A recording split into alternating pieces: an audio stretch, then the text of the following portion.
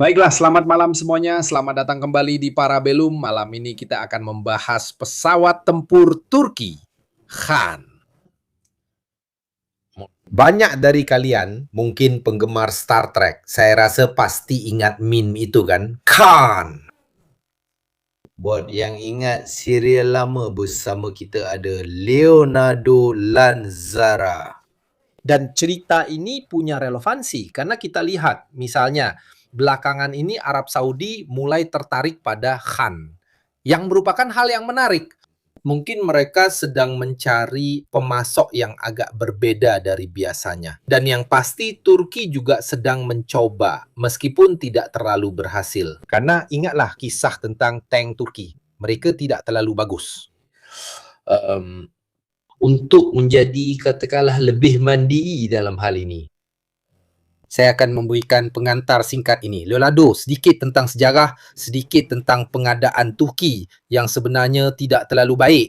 Mereka membeli Leopard 2A4 dari Jerman. Dan ada klausul bahwa pihak Jerman tidak akan mengirimkannya jika digunakan di luar ketentuan tertentu karena mereka menggunakannya di Suriah. Dia juga bilang tank itu digunakan dalam pertempuran di daerah perkotaan, jadi penggunaannya juga kurang tepat. Intinya pihak Jerman akhirnya tidak menjualnya. Pembaruan 2A5, 2A6, 2A7. Jadi pengalaman Turki ini tidak terlalu disukai olehnya. Pengalaman lainnya adalah dengan F-16. Blok D saya kira yang mereka miliki saat ini. Betul.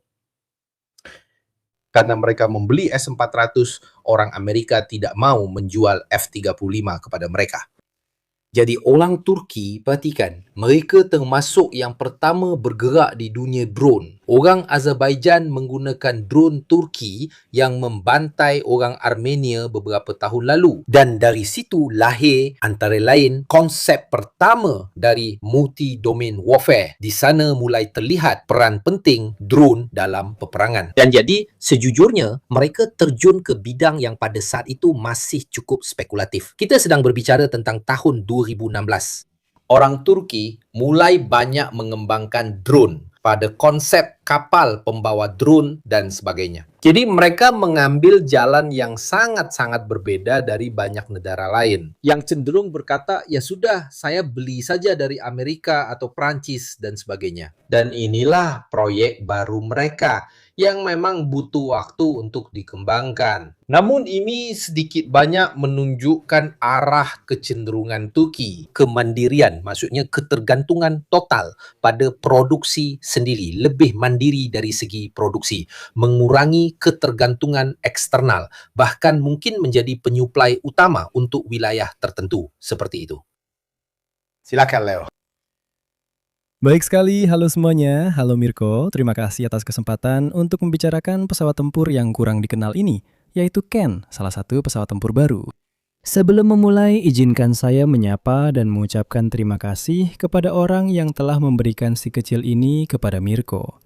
Dan sayangnya, sekarang ada di tangan saya ucapkan terima kasih dan salam. Dan menyenangkan membicarakan Khan, karena saya rasa kita adalah saluran YouTube pertama di Italia yang membahas topik ini. Sebuah pesawat tempur baru. Pesawat tempur yang sedang memasuki tahap prototipe dan sudah direncanakan untuk diproduksi pada tahun 2028 seperti yang akan kita lihat. Jadi ini adalah suatu kehormatan besar bagi saya untuk tidak hanya menjadi yang pertama di Italia, tetapi juga di antara yang pertama di antara segelintir kanal di dunia, YouTube bahkan dari luar negeri yang membahas tentang Chan. Di Italia saya rasa kita benar-benar yang pertama. Sudah seharusnya, karena ini adalah salah satu pesawat tempur baru itu yang akan sering kita dengar. Dan para profesional di bidangnya sudah mengetahuinya, karena banyak perkembangan yang telah terjadi. Jadi ini adalah pesawat tempur baru yang jarang dibicarakan, tapi Chan tetap sering disebut di Veneto, di Friuli Venezia Giulia. Kita ingat bahwa Chan sangat sering disebut. Halo Gaspardo, halo Gianluigi Gensitali yang sangat paham soal ini. Salam untuk teman-teman dari Timur Laut, Chan. Baik, jadi mari kita mulai dengan mengatakan bahwa di sini kita punya gambar bagus dari salah satu prototipe Ken yang sudah bisa memberi kita sedikit pemahaman. Malam ini kita akan membicarakan apa yang kita ketahui tentang pesawat tempur ini, dan tentu saja di akhir nanti kita juga akan membahas apa arti proyek ini bagi Turki. Karena kita, seperti biasa, harus melihat segala sesuatu dalam perspektif. Kalau kalian mau data teknis, tabel-tabel, silahkan ke Wikipedia. Di sini kita melakukan analisis yang sedikit lebih mendalam. Kita mencoba menempatkan pesawat ini dalam perspektif dan memahami apa artinya. Mirko memang sudah membicarakan soal Arab Saudi, dan ini adalah salah satu contohnya. Baik, jadi pesawat tempur ini adalah jet tempur generasi kelima, jadi berada di generasi yang sama dengan F-35 dan Su-56.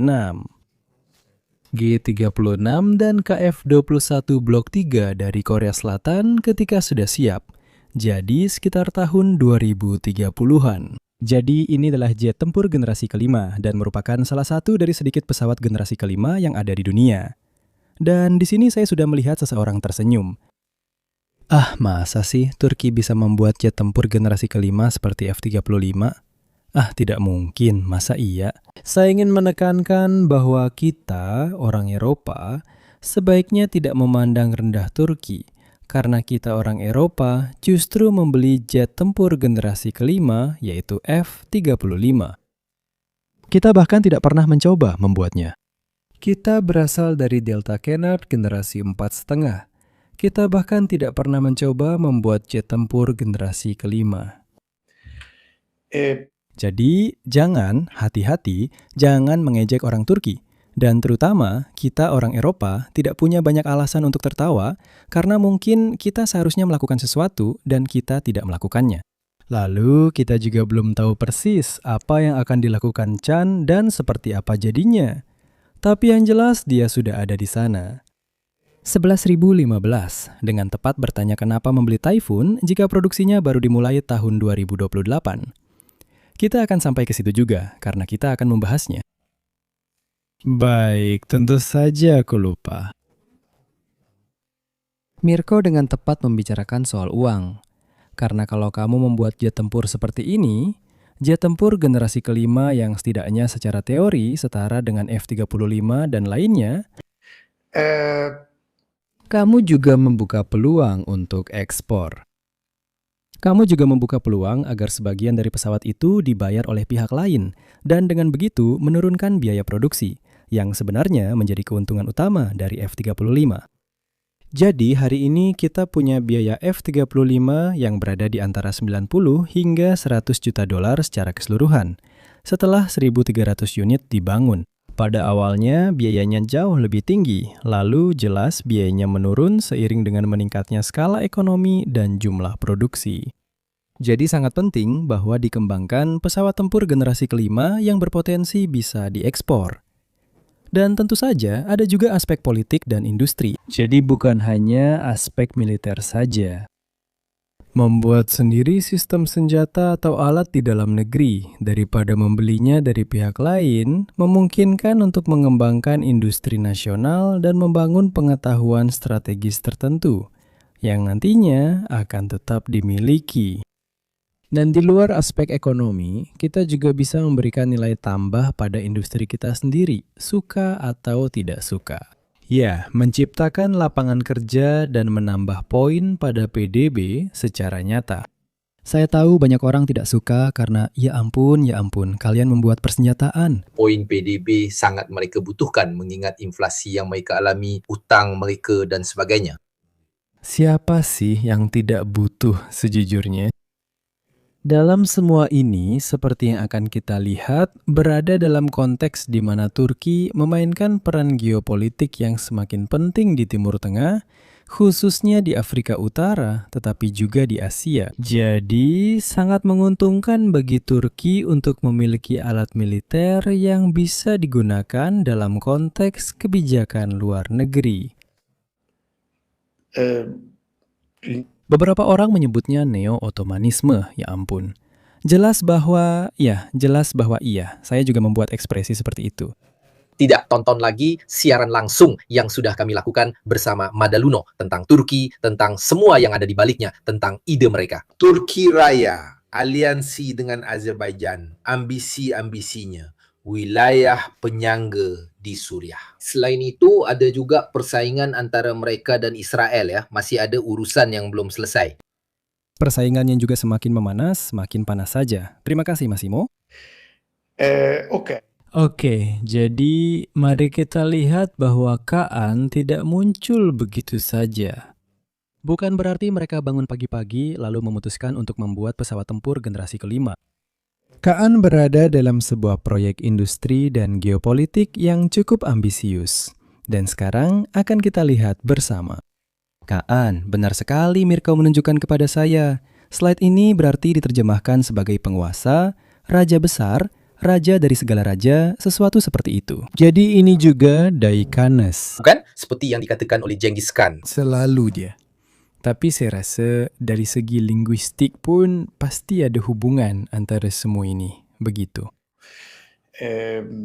Jadi Khan, bahkan dari namanya, memiliki peran yang sangat penting. Karena ini adalah cara Turki di bawah Erdogan untuk menonjol di kancah internasional.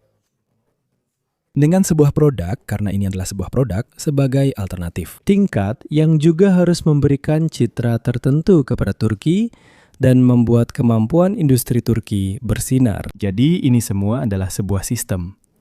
Jangan anggap Kaan sebagai sebuah objek tunggal, sebagai sebuah pesawat tunggal yang berdiri sendiri. Ini adalah bagian dari strategi yang jauh lebih luas dan kerangka kerja yang jauh lebih mendalam. Oke.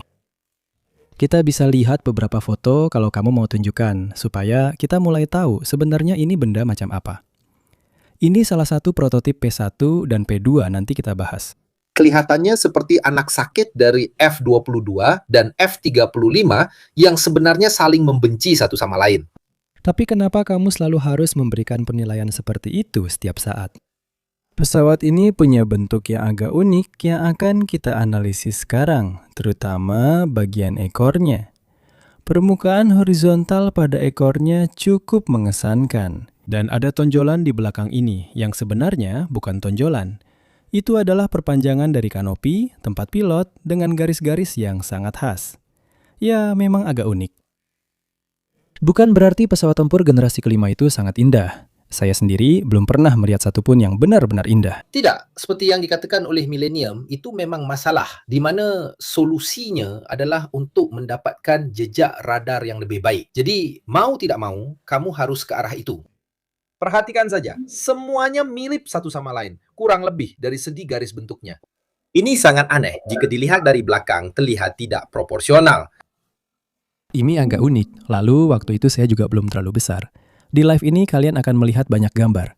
Saya tidak memasukkan angka-angka, karena angka-angka itu kadang membuat beberapa orang tidak nyaman. Kita akan punya banyak grafik yang membantu kita memahami apa sebenarnya pesawat ini. Ini agak seperti rumah-rumah modern, kelas A4 itu bentuknya kotak-kotak. Dulu, waktu saya masih muda, mereka juga membuat bentuk-bentuk yang unik. Sekarang, kamu harus membuat dinding setebal 50 cm. Jadi, rumah-rumah sekarang agak mirip semua, sayangnya. Dan harganya mahal sekali. Baik, jadi kita sudah bilang bahwa ini adalah pesawat tempur generasi kelima. Chan ini sangat ambisius, justru karena dia generasi kelima. Mungkin terlalu ambisius, kata beberapa orang, karena membuat drone itu lain soal. Begitu juga membuat pesawat latih yang cukup bagus, seperti Hurjet. Semuanya baik-baik saja, bahkan membuat sistem persenjataan pun tidak masalah. Tapi mungkin langsung memulai dengan pesawat tempur generasi kelima tanpa pernah membuat pesawat seperti AMX sebelumnya, itu cukup mengesankan. Nah, kita juga harus lihat apakah janji-janji itu akan ditepati. Saya sendiri positif, saya optimis, saya sangat yakin. Supaya jelas, mereka beralih dari pesawat latih yang sangat mirip dengan buatan Italia ke sesuatu yang benar-benar berbeda. Tidak ke semua jenis pesawat latih, dari yang seperti ini menjadi pesawat generasi kelima. Ini lompatan yang agak besar yang membuat saya kurang yakin. Maksud saya, ini cukup berisiko dari pesawat seperti ini langsung ke pesawat generasi kelima. Mungkin dari bentuknya memang generasi kelima. Tapi bukan hanya itu, juga pada sistem, subsistem mesin, nanti kita akan lihat. Saya juga punya keraguan besar soal mesinnya. Kalau saya tidak salah ingat, itu adalah mesin dari B1, dari B2. Tidak, itu adalah mesin dari F-16 untuk saat ini, tapi nanti akan berkembang. Tapi saya optimis kan? Saya berbeda dengan kamu, justru optimis. Saya percaya pada teman-teman Turki yang membayar saya dengan Iskender kebab supaya saya bilang seperti ini, tentu saja. Tidak, saya selain bercanda, benar-benar yakin bahwa akan menghasilkan sesuatu yang bagus. Nanti pasti akan ada masalah-masalah awal, seperti pada semua pesawat. Tapi kan F-35 juga tidak langsung jadi begitu saja kan? Nah, jadi bayangkan saja. Oke. Omong-omong, satu hal yang menarik adalah Turki ingin membuat Ken dengan menggunakan sebanyak mungkin, kalau bisa hampir 100% komponen buatan dalam negeri. Mereka ingin menggunakan seminimal mungkin. Lupakan dulu soal mesinnya sebentar, nanti saya jelaskan alasannya. Hal yang menarik adalah ini merupakan proyek yang bersifat mandiri. Dan di sini juga, kenapa? Ada dua alasan. Satu, alasan praktis. Menjadi mandiri dari pihak lain yang bisa mempersulitmu saat ingin menggunakan pesawat dengan cara tertentu. Contohnya seperti yang disebutkan Mirko tentang Leopard. Kita tidak ingin berada dalam situasi seperti itu. Dan yang kedua, hal yang juga terjadi pada Polandia, masalah yang sama. Itulah sebabnya. Ini adalah pendapat saya dan sudah saya katakan selama bertahun-tahun. Orang Polandia telah membeli Abrams, Leopard dan mereka tidak akan membeli yang lain serta K2 Black Panther dari Korea. Menurut saya, mereka akan mengambil hal-hal terbaik dari ketiga tank ini, dan tank berikutnya yang akan dibuat oleh orang Polandia akan menjadi campuran dari ketiganya yang sepenuhnya diproduksi sendiri. Saya setuju. Itu juga mudah, karena dalam waktu yang sama, mereka akan memperoleh pengetahuan untuk melakukannya. Jadi, ya, tapi ada aspek teknisnya. Saya beli X dari kamu, dan sisanya diproduksi di Polandia. Tentu. Jadi, kamu tunjukkan kepada saya bagaimana cara membuatnya. Tentu, tidak masalah. Itu pendekatan yang sangat cerdik, sangat pintar. Dan mereka juga punya keinginan untuk melakukannya. Beberapa orang juga bilang itu kebutuhan. Tidak ada juga sejarahnya. Maksud saya, beberapa kendaraan lapis baja Polandia adalah campuran dengan mesin Jerman, meriam kecil Swedia. Mereka mengambil 3-4 hal yang berfungsi dan membuat satu sendiri. Jadi mereka sudah pernah mencoba mengambil yang terbaik dari satu, dari yang lain dan sebagainya. Lalu membuat kendaraan yang mereka rakit sendiri, tapi suku cadangnya dibuat di berbagai negara lain. Masuk akal. Dan alasan kedua sebelum saya lupa adalah, sekali lagi, karena kamu berorientasi pada ekspor. Karena kamu ingin membangun citra diri Turki. Tentu saja kamu ingin mengatakan ini adalah produk yang saya buat sendiri. 99%, dan sekalian saya juga menyediakan senjata untuk pesawat ini. Jadi seperti ada alasan historis, Leo, dalam hal ini. Kalau kita melihat sejarah awal penerbangan Turki, itu sebenarnya tidak ada. Kalau saya tidak salah, pada Perang Dunia Pertama, mereka hanya punya pesawat Albatros yang diberikan oleh Jerman. Jadi sejarah penerbangan Turki dimulai, seperti juga kapal selamnya, berasal dari kerjasama dengan Jerman. Dan kita telah melihat selama Perang Dunia Kedua, baik di Italia maupun di Jerman, tapi terutama di Italia, betapa misalnya Angkatan Udara dianggap sebagai kekuatan partai. Di Italia, kekuatan fasis adalah Angkatan Udara. Karena itu adalah kekuatan baru, lahir di bawah rezim, dan karena itu sangat diandalkan. Kalian pasti ingat penerbangan lintas samudra yang dilakukan oleh Balbo dan semuanya dan sebagainya. Jadi Turki melihat dalam pembicaraan tentang kebesaran, jika seseorang harus melakukan sesuatu untuk menunjukkan bahwa mereka punya kemampuan dan sebagainya, itu ada di bidang penerbangan. Bahwa salah satu senjata pertama yang juga diandalkan oleh Kemal Atatürk adalah di bidang itu, di mana mereka ingin memiliki kemampuan dalam negeri. Biasanya penerbangan, jangan tanya kenapa, mungkin karena itu spektakuler dan sebagainya, selalu menjadi kartu nama hampir semua rezim. Karena itu adalah senjata baru. Itu adalah senjata kemajuan. Siapa yang menerbangkan pesawat adalah seorang atlet, seorang pembual. Itu sempurna untuk melambangkan semangat kebaruan yang diusung rezim kita. Inilah narasi bisa dibilang fasis. Ya, Ya, juga ada penyimpangan. Seperti di akhir tahun, 30-an orang Italia masih menginginkan pesawat tanpa kanopi karena hanya pria sejati yang bertarung tanpa penutup dan sebagainya seperti itu. Masih banyak yang bisa dibicarakan, dan aku jujur saja, sekarang sekedar selingan. Setelah 1 abad 90 tahun. Kita juga harus punya kejujuran intelektual. Ketenangan untuk mengatakan hal-hal tertentu tanpa ingin menyebut siapapun sebagai fasis. Tanpa mengatakan bahwa fasisme itu baik atau buruk, begitu.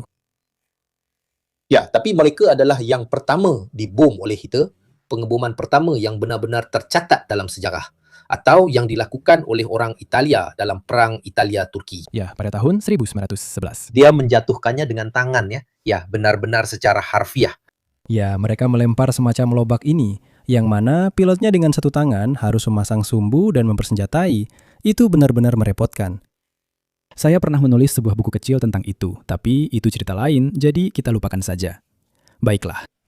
Mari kita kembali ke Kaan, itu lebih baik. Kaan, kamu di mana? Jadi, seperti yang saya katakan untuk menyimpulkan pembicaraan tentang ambisi, apa masalahnya membuat pesawat tempur generasi kelima? Selain soal teknologi, sebentar lagi saya akan merangkum apa arti generasi kelima, karena mungkin ada yang belum tahu. Masalahnya adalah uang, karena membuat pesawat tempur generasi kelima itu sangat mahal.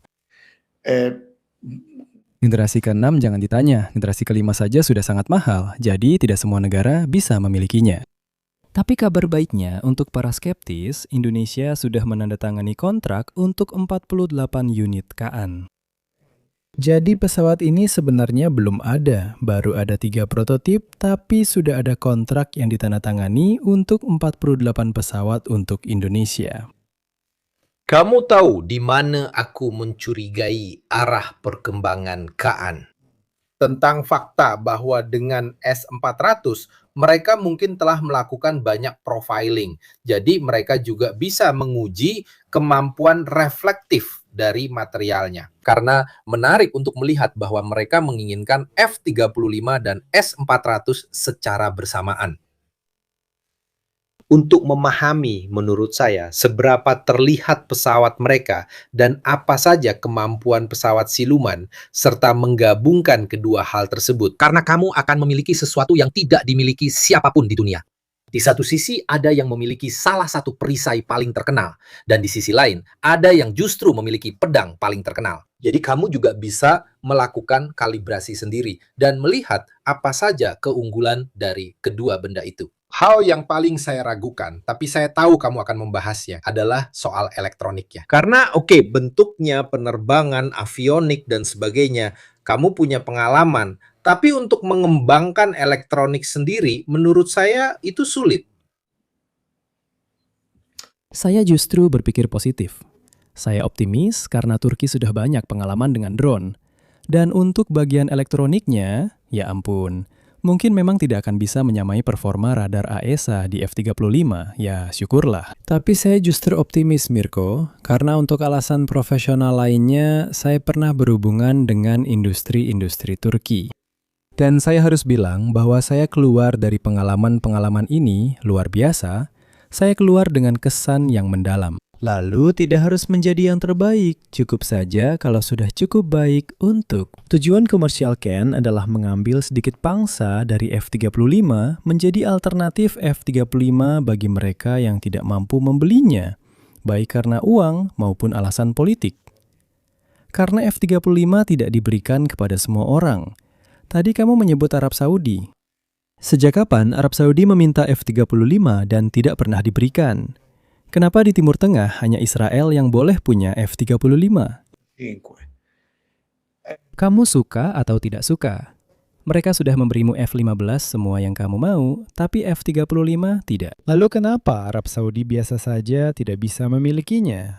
Saya mengikuti sedikit perkembangan untuk memahami ke mana arahnya. Maksud saya melihat akuisisi S-400, pemblokiran F-35, menurut saya itu sudah direncanakan. Kita lihat seberapa jauh S-400 bisa mendeteksi F-35. Kita pahami cara kerjanya dan sebagainya. Dan kemudian saya juga melihat Murad, karena ini adalah 3 faktor kunci untuk membangun. Murad adalah radar AESA buatan Turki. Jadi mereka membuat radar AESA sendiri. S-400 digunakan untuk melihat bagaimana melakukan profiling dan juga seberapa terlihat sebuah pesawat. Lalu kamu ambil F-35 kan? Lalu belum tentu mereka mengambil banyak. Menurut saya bagi mereka cukup mengambil 10 saja untuk dipelajari. Jadi mereka bergerak di semua hal yang nantinya akan kamu butuhkan untuk membuat pesawat generasi kelima. Ya, tapi ada juga skenario lain, dan saya tidak bilang kamu salah, saya hanya memberikan alternatif. Karena Gabriele Romano, terima kasih, tentang B-21 Raider lihat, informasinya sangat sedikit tentang B-21, sampai-sampai kita bahkan tidak tahu berapa jumlah mesinnya. Saya bertaruh dia punya 2, ada juga yang bertaruh dia punya 4. Jadi kita benar-benar sangat kekurangan informasi, Gabriele, sampai Tuhan saja yang tahu yang benar. Menurut saya, karena kita sudah membahas banyak tentang pembom, mari kita bahas F-117. Oh, lihat. Kalau live ini mencapai 50.000 tayangan, kita akan buat F-117. Dia tidak dipensiunkan karena semangatnya masih hidup dan berjuang bersama kita, bahkan terbang bersama kita. Salam dan ciuman. Sesekali kasih ciuman kecil ke dadu. Saya harus memberinya yang lebih besar, karena sebentar lagi dia akan membawanya ke tempat tidur. Aku akan membelikanmu yang skala 1:16 sebesar ini. Atau B1 skala 1/72 itu juga besar, karena B1 memang besar. Dulu aku pernah membuat B1 waktu masih gadis, tapi memang besar sekali. Tapi mari kita kembali ke Chen. Chan, baiklah. Jadi, kalau tidak, kita akan melantur dan tidak akan pernah selesai. Jadi, apa ide dari Ken? Ken lahir sebagai TFX sebagai program pada tahun 2010. Proyek nasional dari TAI, Turkish Aerospace Industries, dan idenya saat itu adalah untuk menggantikan dengan pesawat tempur yang cukup mumpuni, F-16 tentu saja juga F-4 yang masih ada. Menunggu F-35 dan kemudian memiliki F-35 sebagai pesawat dalam high-low mix, F-35 sebagai high, dan Ken, TFX sebenarnya seharusnya menjadi low. Jadi mereka tidak memulai dengan persyaratan yang macam-macam, bahkan sempat terpikirkan semacam Gripen seperti F-16 atau Gripen. Namun kemudian proyeknya berkembang. Saat ini idenya adalah agar Ken sudah operasional di Turki pada tahun 2030 dengan produksi dimulai pada tahun 2028, yang itu sudah sangat dekat. Dan menurut beberapa orang itu sedikit terlalu optimistis. Saya sendiri tetap percaya karena saya adalah seorang optimis yang tak pernah sembuh. Jadi saya percaya.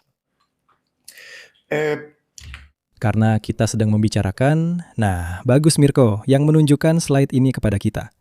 Apa arti pesawat tempur generasi kelima? Kalian tahu bahwa generasi pesawat tempur, saya ringkas dengan cepat, adalah pembagian tidak resmi yang asal-usulnya saya kira dari tahun 80-an. Dari seorang jurnalis yang mulai membagi pesawat jet, pesawat tempur jet, ke dalam generasi berdasarkan era dan karakteristiknya untuk mencoba memahaminya.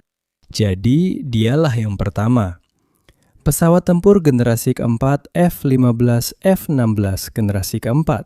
Eurocanard Eropa, jadi Rafale, Eurofighter, Rafale, tapi juga Sukhoi Su-30 adalah generasi 4,5, yaitu peningkatan dari generasi keempat. Generasi kelima adalah yang seperti ini, F-22 mulai dari F-22 ke atas.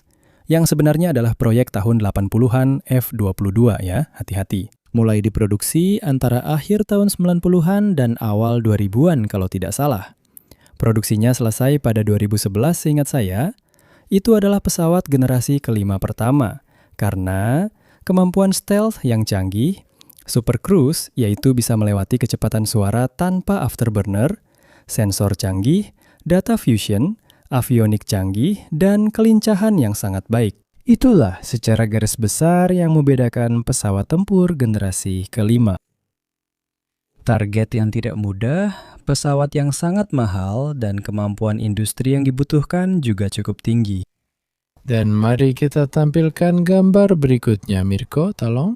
Dan ini adalah gambar yang sangat menarik karena ini menunjukkan kepada kita, saya rasa ini adalah salah satu uji mesin pertama dari Chen. Dalam kasus ini ada mesin F-16, oke?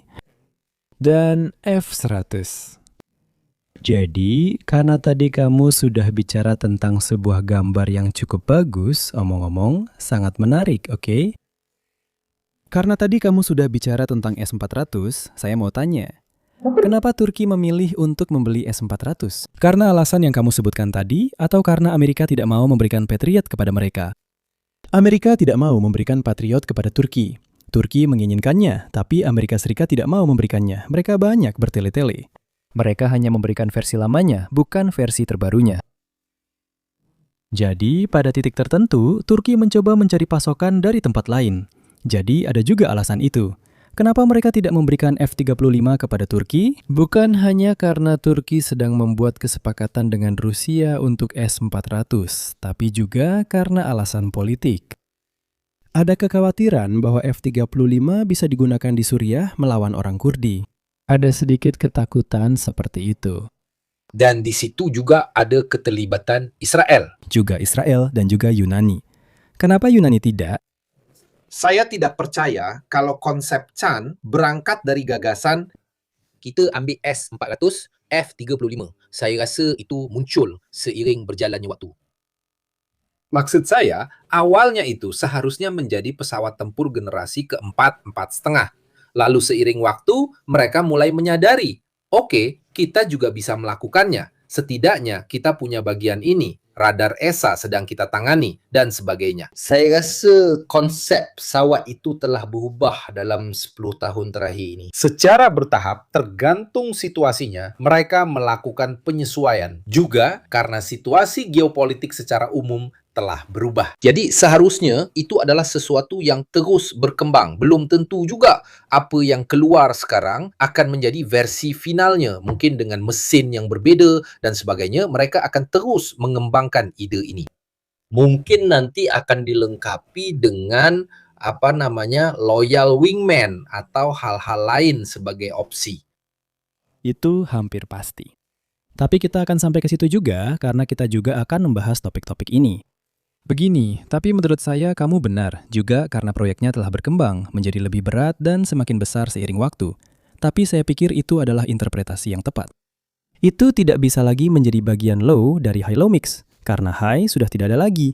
Jadi mereka bilang, ya sudah, kita lanjut dengan oh-high. Dan mungkin bagian low-nya nanti kita buat, siapa tahu, entah dengan drone atau dengan Eurofighter. Tadi ada yang bertanya, kenapa mengembangkan Ken dan membeli Eurofighter? Nah, pertama-tama karena Eurofighter adalah pesawat yang sudah teruji. Kamu sudah mengenalnya dengan baik, tahu cara kerjanya, tahu seperti apa pesawat itu, tahu apa yang bisa dan tidak bisa dilakukannya. Dan versi terbarunya juga cukup multi-role. Dan kamu sudah membelinya, lalu kamu simpan di sana. Lalu sambil menunggu, kamu mengembangkan Ken. Dan Ken akan menjadi lebih sulit dideteksi, akan lebih tersembunyi, dan akan menjalankan fungsi-fungsi lain. Itu juga bukan ide yang buruk. Dan mungkin juga ada pemikiran tersirat bahwa proyek ini bisa saja gagal. Kenapa tidak? Saya tidak bisa membuktikan ini, tapi mungkin saja ada pemikiran tersirat bahwa Ken bisa saja mengalami masalah. Jadi, bagus Luzio Ludo, Om Ludo, saya anggap itu sudah jelas. Low mix adalah konsep lama yang kembali populer sejak perang di Ukraina. Itu berarti memiliki alat-alat kelas atas dengan kemampuan tinggi dicampur high-low mix dengan sistem persenjataan lainnya.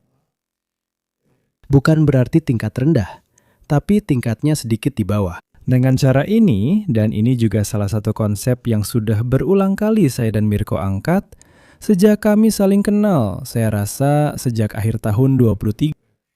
Dan kami langsung mulai membicarakan tentang high-low mix ini. Karena sekarang sedang tren lagi, banyak sekali yang membicarakannya. Ada yang bilang Typhoon low di lingkungan aeronautika. Ya, low jika dibandingkan dengan pesawat generasi kelima. Di lingkungan darat, yang disebut low adalah menggunakan kembali Gepard lama untuk fungsi anti udara melawan drone, daripada menggunakan misalnya Patriot. Atau sistem lain yang biayanya juga mahal, baik dari segi biaya, penembakan, dan sebagainya. Pembahasan tentang high-low ini memang muncul seperti yang dikatakan Leonardo dalam pengalaman Ukraina.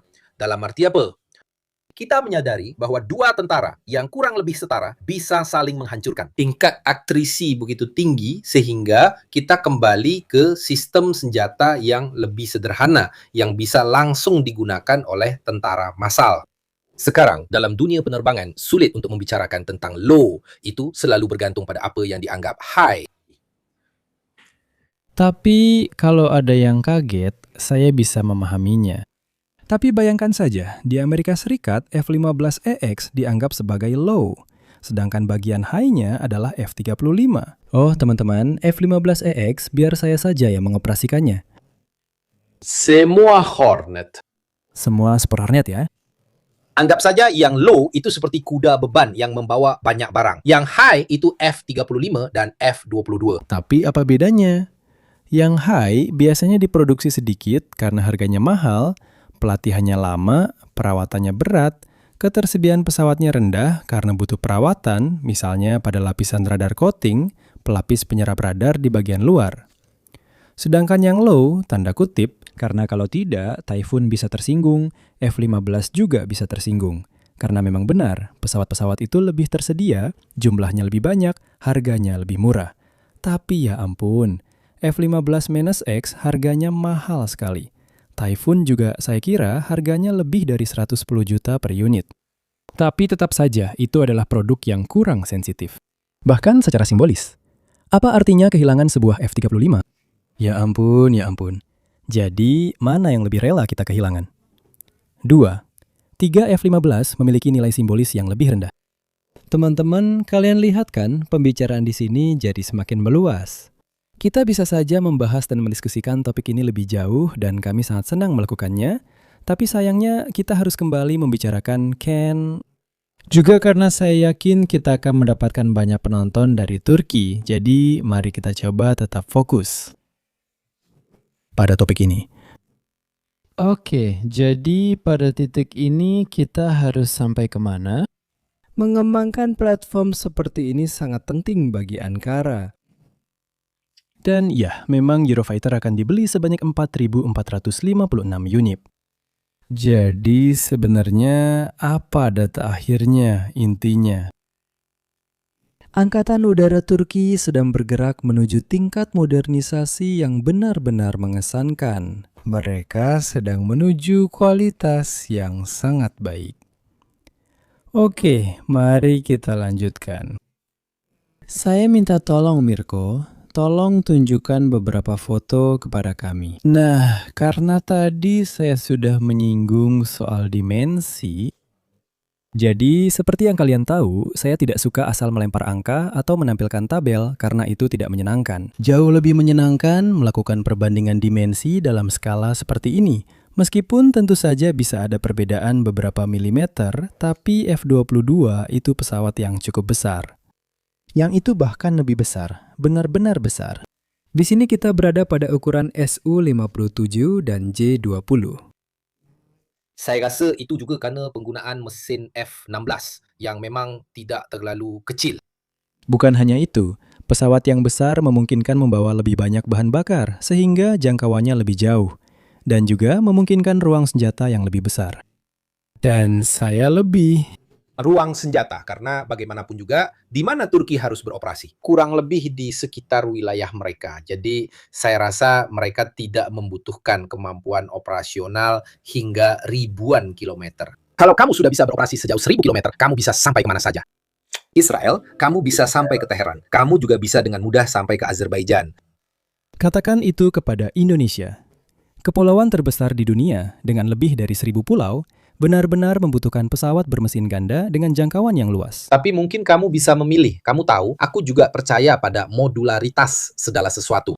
memiliki ruang kargo. Misalnya aku baca, entah ya, karena aku juga belum baca seluruh dokumenmu, tapi belakangan ini aku baca bahwa ada pemikiran untuk memiliki ruang senjata yang opsional juga bisa dipasangi tangki bahan bakar. Jadi kamu bisa menggunakannya sebagai tangki tambahan atau sebagai ruang senjata tambahan. Modularitas seperti ini. Daripada menggunakan tangki eksternal, maksudnya yang di dalam, menggantikan beberapa senjata, tentu saja. Jadi kamu punya jangkauan lebih jauh, tapi senjatanya lebih sedikit. Yah, sudah pas. Tanpa mengorbankan profil siluman. Benar sekali. Karena salah satu hal penting dari jet tempur generasi kelima adalah mereka menyimpan semuanya di dalam. Mereka pendendam. Mereka menyimpan senjata di dalam. KF-21 Borami Korea Selatan yang pernah kita bicarakan, saya rasa kita yang pertama di Italia dan salah satu yang pertama di dunia membahasnya di channel ini 2 tahun lalu. Silakan tonton lagi siaran langsungnya. Kenapa itu bukan jet tempur generasi kelima? Nanti akan menjadi. Tapi sampai hari ini, itu adalah jet tempur generasi 4,5, karena ruang senjatanya belum siap, senjatanya di bawah di luar. Dan itu tidak membuatnya menjadi jet tempur generasi kelima, seperti yang biasanya dipahami. Saya ingat bahwa jet tempur generasi kelima tidak punya daftar periksa baku. Ada juga banyak unsur pemasaran dalam hal ini. Istilah jet tempur generasi kelima, keenam, keempat, atau 4,5 juga berguna dari sisi komunikasi.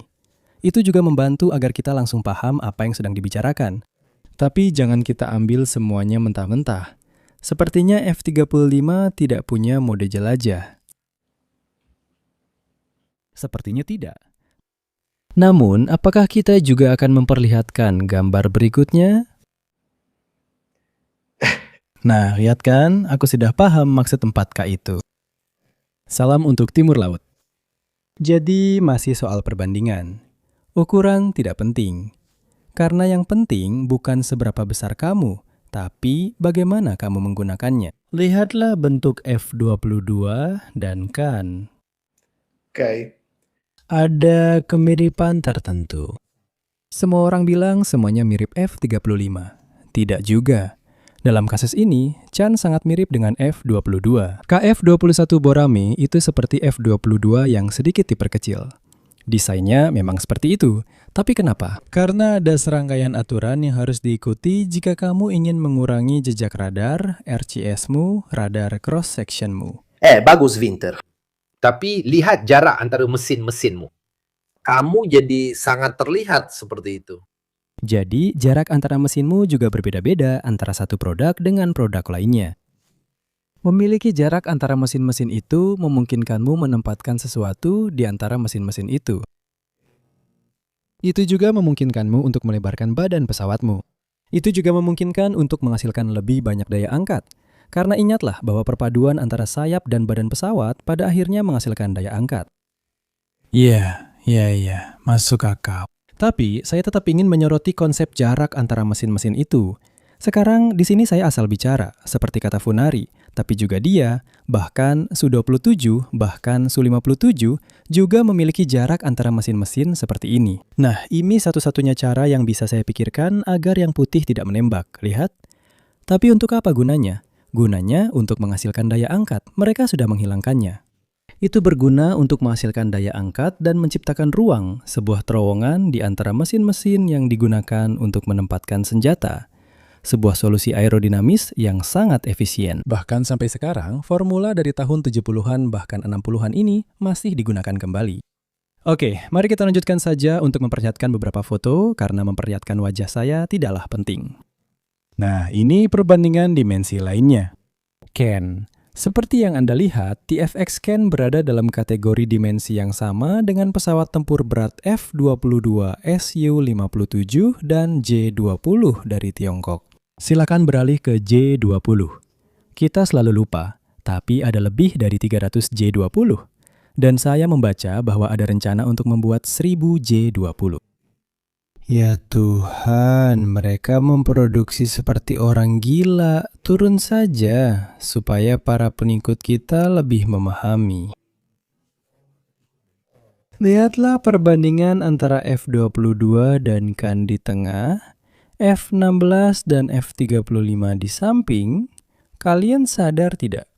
Jadi, sayap F16 itu sebesar elevator TFX. Jadi, permukaan ekor horizontal TFX. Chen, kalian sadar tidak? Nah, ini adalah gambar yang saya taruh di sana hanya untuk membuat kalian paham seberapa besar benda ini. Kalau kalian pernah melihat F16 atau F35 dalam hidup kalian, F35 yang badannya besar itu kelihatannya besar, padahal sebenarnya kecil, sedikit lebih panjang dari F16. Tapi kamu tahu hal keren dari model miniatur itu? Saya adalah penggemar MiG-29 Fulcrum ketika saya meletakkannya di samping Su-27 atau Flanker. Saya punya Su-33. Kamu bilang, wah ternyata kecil banget ya MiG-29 itu. Kalau dibandingkan, ukurannya setengahnya. Benar-benar. Tapi F-14 juga pesawat yang besar banget ya. Di sini saya punya Rafale, saya punya Typhoon, ukurannya hampir setengah dari F-14. F-14 adalah pesawat tempur berbasis kapal induk terbesar dalam sejarah. Ukurannya benar-benar besar, karena harus punya jangkauan yang sangat jauh. Ya sudah, sekarang. Bukan berarti F-18 itu kecil, Super Hornet itu nggak kecil, ukurannya besar juga, karena dulu memang ukurannya kecil. F-18A, B, C, D, lalu mereka membuat Super Hornet dengan memperbesar F-18 sekitar 10%. Dan masalahnya pun teratasi, mereka membuatnya dengan cepat. Iya, sial. Pesawat berbasis kapal induk memang besar, bagus, dan juga berat. Karena F-18 itu tergolong berat untuk kelasnya, memang cukup berat. Karena harus kuat untuk pendaratan di kapal induk dan sebagainya. Memang, apa andalan utama Angkatan Laut Amerika Serikat? Itu F-18 selalu terbang, punya tingkat keandalan dan ketersediaan yang sangat tinggi. Oke, kita lanjutkan saja ke gambar berikutnya, karena setelah ini saya juga sudah menyiapkan perbandingan. Oh ya, MiG-31 itu memang buas. Oke, di sini saya tampilkan. Ini juga lucu, kenapa? Angka-angka itu membosankan, gambar-gambar sedikit lebih menarik. Saya lebih membosankan daripada angka-angka, saya tahu, maaf. Chan, yang siluetnya berwarna biru muda dan ditumpuk di atas F-22 memang lebih panjang, itu kalian bisa lihat bagaimana badan pesawatnya benar-benar lebih panjang. Saya juga ingin menunjukkan bahwa F-22 memang tidak unggul dalam hal jangkauan. Itu memang kelemahan F-22, yaitu jarak tempuhnya yang pendek. Dan itu memang benar, sehingga dalam pembaruan terakhir yang mereka lakukan sekarang, mereka memasang tangki bahan bakar tambahan stealth di bawah sayap, karena mereka perlu meningkatkan jangkauan pesawat tersebut. Kamu lihat warna biru muda itu dengan ekor kecil di sana? Itu mengingatkanku pada sesuatu. Su-35 itu mirip dengan semua Sukhoi Rusia. Bahkan Su-57 juga punya semacam sengat, sting, di antara mesinnya yang membawa radar. Sistem penanggulangan elektronik. Dalam kasus Ken juga ada parasut rem. Belum jelas apa yang ada di dalam sting atau di ruang di antara mesin-mesinnya. Mesin-mesin yang akan kita bicarakan nanti, karena memang ada banyak yang perlu dibahas. Siapa yang membicarakan kaki ketiga di sini? Oke. Mari kita lanjutkan. Kita juga tunjukkan konsepnya dari samping. Kalian sudah paham kan? Sudah saya tampilkan. Terakhir mengenai perbandingan, setelah itu saya tidak akan membosankan kalian lagi dengan perbandingan. Lalu perkecil tampilan sedikit. Di sini kita punya 3 pesawat, yaitu KF-21 Borame dari Korea Selatan. Saya ingatkan karena ini kurang dikenal, silahkan tonton lagi siaran langsungnya, itu layak untuk dilihat. Maaf, F-22 di sebelah kanan dan TFX di belakang. Badan pesawatnya besar teman-teman, karena terlepas dari bentuknya, jika dilihat dari atas, kalian juga bisa lihat dari depan betapa gagahnya pesawat ini. Bagus, besar, bukan berarti ini jadi keunggulan.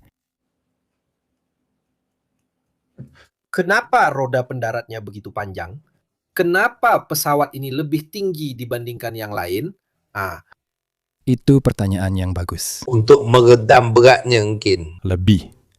Tenaga hidrolik juga untuk mengatur beratnya. Jadi, jika sangat berat, kita akan melihat roda pendarat depan ganda. Di sini kita tidak melihatnya, jadi saya rasa ini bukan masalah bobot. Mungkin ini hanya pilihan untuk prototipe, nanti pada konfigurasi final bisa berbeda. Juga ukuran rodanya. Ya, mereka memang sangat besar, tapi berat juga berpengaruh. Namun ingatlah bahwa kita masih berbicara tentang prototipe. Mengganti roda pendarat itu mudah, mengganti mekanismenya, rodanya, semuanya juga mudah. Jadi untuk detail ini, saya memilih untuk menunggu produksi seri. Karena kita belum tahu, masih terlalu dini untuk mengatakannya. Satu hal yang harus saya katakan, semakin besar pesawatnya, semakin sulit untuk menyembunyikannya. Bukan hanya secara visual, tapi juga oleh radar. Jadi tidak selalu pesawat besar, sebenarnya pesawat besar justru bisa lebih sulit untuk tidak terdeteksi. Yang paling penting, saya ingin menunjukkan kepada kalian geometrinya. Lihatlah betapa miripnya ketiga pesawat ini. Saya rasa kemiringan sirip vertikalnya juga seperti itu. Di sini telah dilakukan studi yang sangat mendalam. Kita abaikan dulu bentuk geometris dari saluran udaranya, karena itu juga sangat mirip. Semuanya menuju ke solusi yang sama. Sekarang ini sudah menjadi solusi desain. Catatan, jangan teriak plagiarisme, jangan teriak skandal, itu hal yang normal. Kita sedang membicarakan menghilangkan sudut siku-siku, sudut tajam, menyembunyikan mesin. Kalian lihat, kalau kalian melihat ke dalam saluran udara, kalian akan melihat area berwarna putih. Kalian tidak melihat bilah-bilah kompresornya, kan? Karena bilah-bilah kompresor sangat-sangat reflektif. Gelombang radio jadi dihalangi oleh saluran berkelok berbentuk S, saluran S-duct. Ini adalah solusi yang sekarang sudah sangat umum, sirip vertikal yang miring. Dan kemudian secara umum, semua garis pantulan utama diusahakan untuk disejajarkan menurut beberapa sudut tertentu saja. Kalian lihat bagaimana solusi-solusi itu diterapkan. Semua senjata disimpan di dalam badan pesawat. Kalian tidak melihat ada senjata yang digantung di bawah sayap? Lalu tentu saja semua ini dilapisi dengan bahan penyerap radar yang sangat membantu dalam mengurangi RCS. Jadi ini tadi untuk memahami apa yang sedang kita bicarakan. Lalu apa peran Ken di tingkat operasional? Awalnya, pesawat ini jadi diciptakan sebagai pesawat keunggulan udara yang secara perlahan akan berkembang perlahan-lahan, bahkan tidak langsung menjadi multiperan, jadi perlahan-lahan akan dilengkapi dengan rudal dan bom udara ke darat. Kita mulai dari udara ke udara, lalu kita berkembang ke tingkat yang lebih tinggi. Seseorang. Menurutmu, siapa yang berbicara? Mereka akan mengembangkan beberapa versi, karena sekarang ada kecenderungan untuk membuat sistem senjata lalu mengadaptasinya ke versi laut. Dalam versi multiperan, tidak. Akan diproduksi beberapa blok berbeda dari Ken ini. Awalnya didedikasikan untuk udara ke udara. Lalu blok-blok berikutnya akan memiliki integrasi dengan senjata baru. Tapi multiperan sudah direncanakan, dan ketika sudah multiperan, ya benar-benar multiperan. Kamu melakukan segalanya. Bisa menjalankan misi anti kapal, kamu melakukan segalanya. Bagaimana bahan penyerap radar dibuat? Itu adalah bahan-bahan, teman-teman. Itu benar-benar rahasia industri yang sangat dijaga secara umum. Itu adalah bahan-bahan yang ketika terkena gelombang radio, mereka menyerapnya, yaitu menyebarkan energinya di dalam, seringkali dalam bentuk panas, jadi kadang-kadang juga ada sistem pendingin. Dan dengan cara itu, gelombang radio tidak memantul kembali ke pemancar. Itulah cara kerja radar. Kenapa bentuknya seperti itu? Karena gelombang radio tidak boleh kembali ke radar yang memancarkannya. Saya punya contoh yang sempurna. Ini seperti bola Lundberg. Maksudnya memiliki bahan yang pada dasarnya menjebak sinyal radar di dalamnya, membuatnya memantul bukan ke sumbernya, tapi ke hal lain. Beberapa bola dipasang pada beberapa drone. Saya rasa pada masa percobaan di Ukraina, tepatnya untuk mengurangi jejak radar. Bayangkan, apa ya yang bisa saya gunakan sebagai contoh? Ini dia. Konsepnya mudah dipahami oleh semua orang. Kalian tahu panel peredam suara? Yang bentuknya segitiga besar itu, yang ditempel di dinding dengan baji-baji yang berfungsi untuk memecah gelombang suara. Konsepnya, secara garis besar, Ya, itu memang konsepnya. Kalian tentu saja, jika ingin informasi yang lebih rinci, saya berhenti sampai di sini. Karena selain itu, saya juga tidak terlalu menguasai kimia material, dan di sini ada pengetahuan teknik yang bahkan tidak saya coba kuasai. Lalu, teman-teman, ada satu hal lagi yang perlu dikatakan. Semua teknologi siluman yang sekarang sedang tren ini berisiko hancur oleh radar kuantum yang bisa saja membuat semua teknologi siluman menjadi sia-sia. Setelah itu, semuanya jadi lebih rumit karena ada keterikatan kuantum yang terlibat. Saya tidak bisa menjelaskannya dengan istilah yang mudah dimengerti karena saya sendiri juga tidak terlalu memahaminya. Namun, semua teknologi siluman ini hanya bertahan sampai radar kuantum muncul. Dan sepertinya Tiongkok sangat maju dalam hal ini. Oke, tadi ada yang membicarakan tentang drone, tentang penggunaan drone. Tolong Mirko, buka halaman 22 supaya kita bisa tunjukkan dia seharusnya bekerja sama dengan apa. il CAN. Jadi kita sedang membicarakan yang disebut MUMT, Manned-Unmanned Teaming, yaitu formasi campuran antara pesawat berawak, mungkin satu pesawat ditemani oleh UCAV, drone tempur, pesawat tempur tanpa awak. Ada 3 kandidat, yaitu ANKA, 3 pesawat sayap terbang bermesin tunggal ini. Saat ini ada Kisilelma yang ada di Nomacho, saya sudah bilang dengan benar, ini barangnya. Selain itu, Kisilelma memiliki sebuah rekor. Karena itu adalah drone tempur pertama di dunia yang menembakkan rudal udara ke udara jarak jauh ke target jet beberapa bulan yang lalu. Sepertinya akhir 2025. Jadi bisa dibayangkan bahwa formasi campuran Ken akan melibatkan Kisilelma sebagai elemen tempur. Itu adalah pesawat yang cukup lincah. Nah, kalian bisa lihat rudal di bawahnya. Tapi dalam kasus ini, itu adalah sebuah bom. Karena bagaimanapun juga, ini adalah drone yang bisa menjalankan berbagai fungsi, seperti kebanyakan drone lainnya. Kamu lengkapi dan kirim untuk melakukan berbagai tugas. Kisilelma mungkin adalah pesawat tempur dari formasi campuran. Itu adalah pesawat yang cepat dan lincah. Sedangkan angka 3 yang tadi kalian lihat berbentuk seperti Flying Dorito, sepertinya lebih didedikasikan untuk pengintaian. Kalian bisa lihat misalnya saluran udara di bagian atas. Ini menandakan sebuah pesawat yang sangat mengutamakan kemampuan siluman terhadap radar. Dan kita bayangkan, untuk penetrasi di ketinggian tinggi, pengintaian, hal-hal seperti itu. Karena dalam pertempuran udara yang bermanuver, saluran udara di bagian punggung bukanlah yang terbaik, bahkan tidak ada yang menggunakannya. Orang Tiongkok misalnya menawarkan GJ-11 kalau saya tidak salah ingat, yang memiliki konfigurasi serupa. Ma non è assolutamente un velivolo intero. Untuk manuver, pertempuran, kelincahan, dan sebagainya. Kita akan lihat. Faktanya, konsep MUMT juga telah diadopsi di Turki. Untuk menggabungkan keunikan pesawat berawak dengan drone tempur, jadi pesawat tak berawak. Salinan dari neuron Italia Prancis, kata si Anu ya, memang sangat mirip. Tapi bukan hanya itu saja. Neuron c'è Cina. Tapi ada banyak, ada juga di Amerika Serikat. Ada solusi aerodinamika baru, sangat mirip karena memang bekerja dengan baik. Saya tahu kelihatannya semuanya sangat menyedihkan, semuanya sangat mirip. Zaman pesawat tempur generasi kedua, ketiga, keempat yang semuanya berbeda, dengan solusi yang berbeda, sudah berakhir. Di dunia saat ini, jika kamu ingin menjadi siluman, kamu harus mengikuti beberapa aturan yang cukup ketat. Tidak ada jalan keluar, tidak banyak yang bisa dilakukan.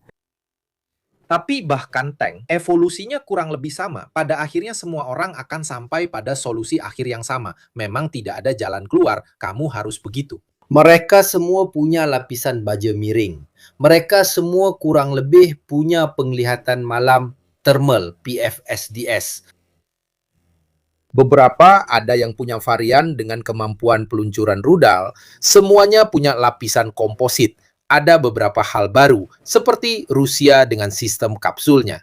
Untuk T-14 Armata, semua tank barat berbeda. Kita punya panel blowout dengan amunisi di belakang. pada akhirnya memang berubah.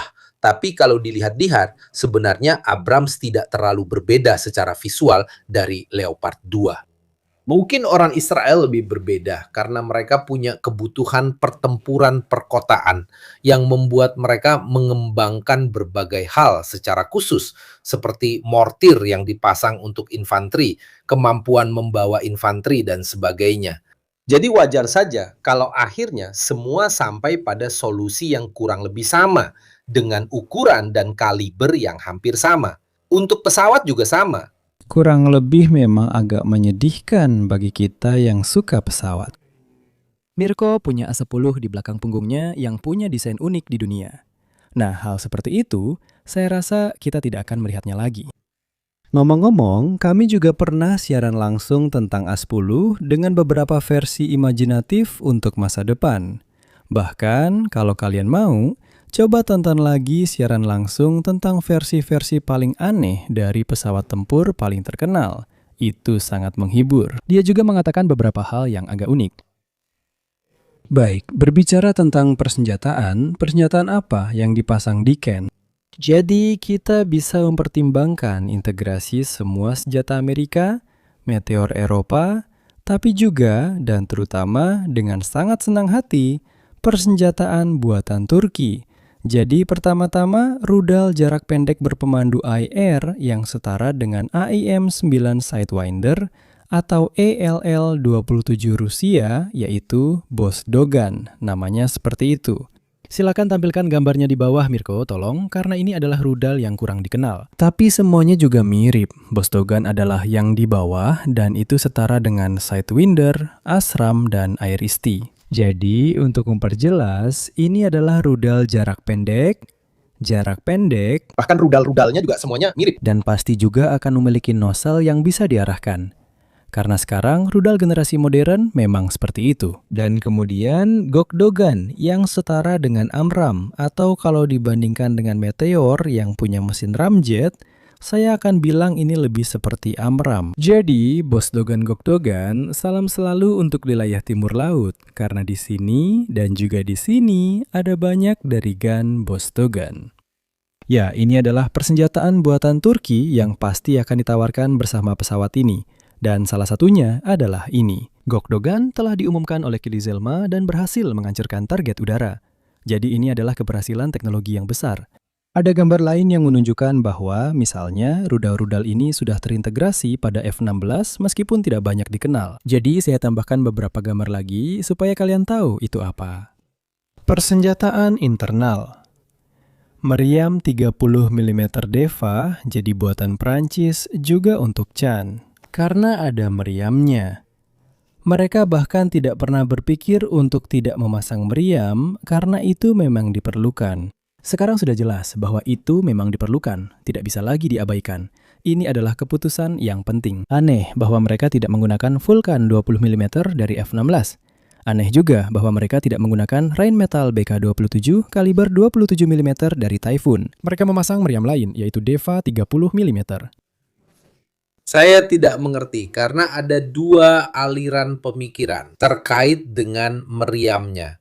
Ada yang menginginkan volume tembakan yang besar, tapi dengan waktu di pelatuk yang singkat. Dan ada juga yang lebih suka volume tembakan yang lebih lambat, jadi kamu punya lebih banyak peluang. Katakanlah menembak dengan kaliber yang lebih besar, karena meskipun sedikit, mungkin tembakan yang tepat sasaran tetap akan mematikan. Ada yang menginginkan volume tembakan seperti dengan Vulcan, dan ada juga yang sebaliknya. Injin tembakan meriam. Tapi di situ saya juga punya lebih banyak waktu untuk membidik target. Tapi tentu saja dengan volume tembakan yang lebih sedikit, jadi saya harus meningkatkan kalibernya, kecenderungannya ke 30 mm, 40 mm, 47 mm. Itu adalah sesuatu yang sangat khas Soviet. Perché non usa- Maksud saya, kalau kamu ingat, persenjataan KOS itu dimulai dari MiG-15 yang lama.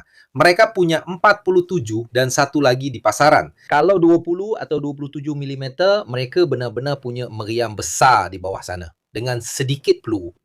Sementara kecenderungan Amerika setidaknya pada masa itu adalah menggunakan Browning. Kalau kita lihat Sabre, mereka pakai Browning 37 dan 23 Sabre punya berapa? 6.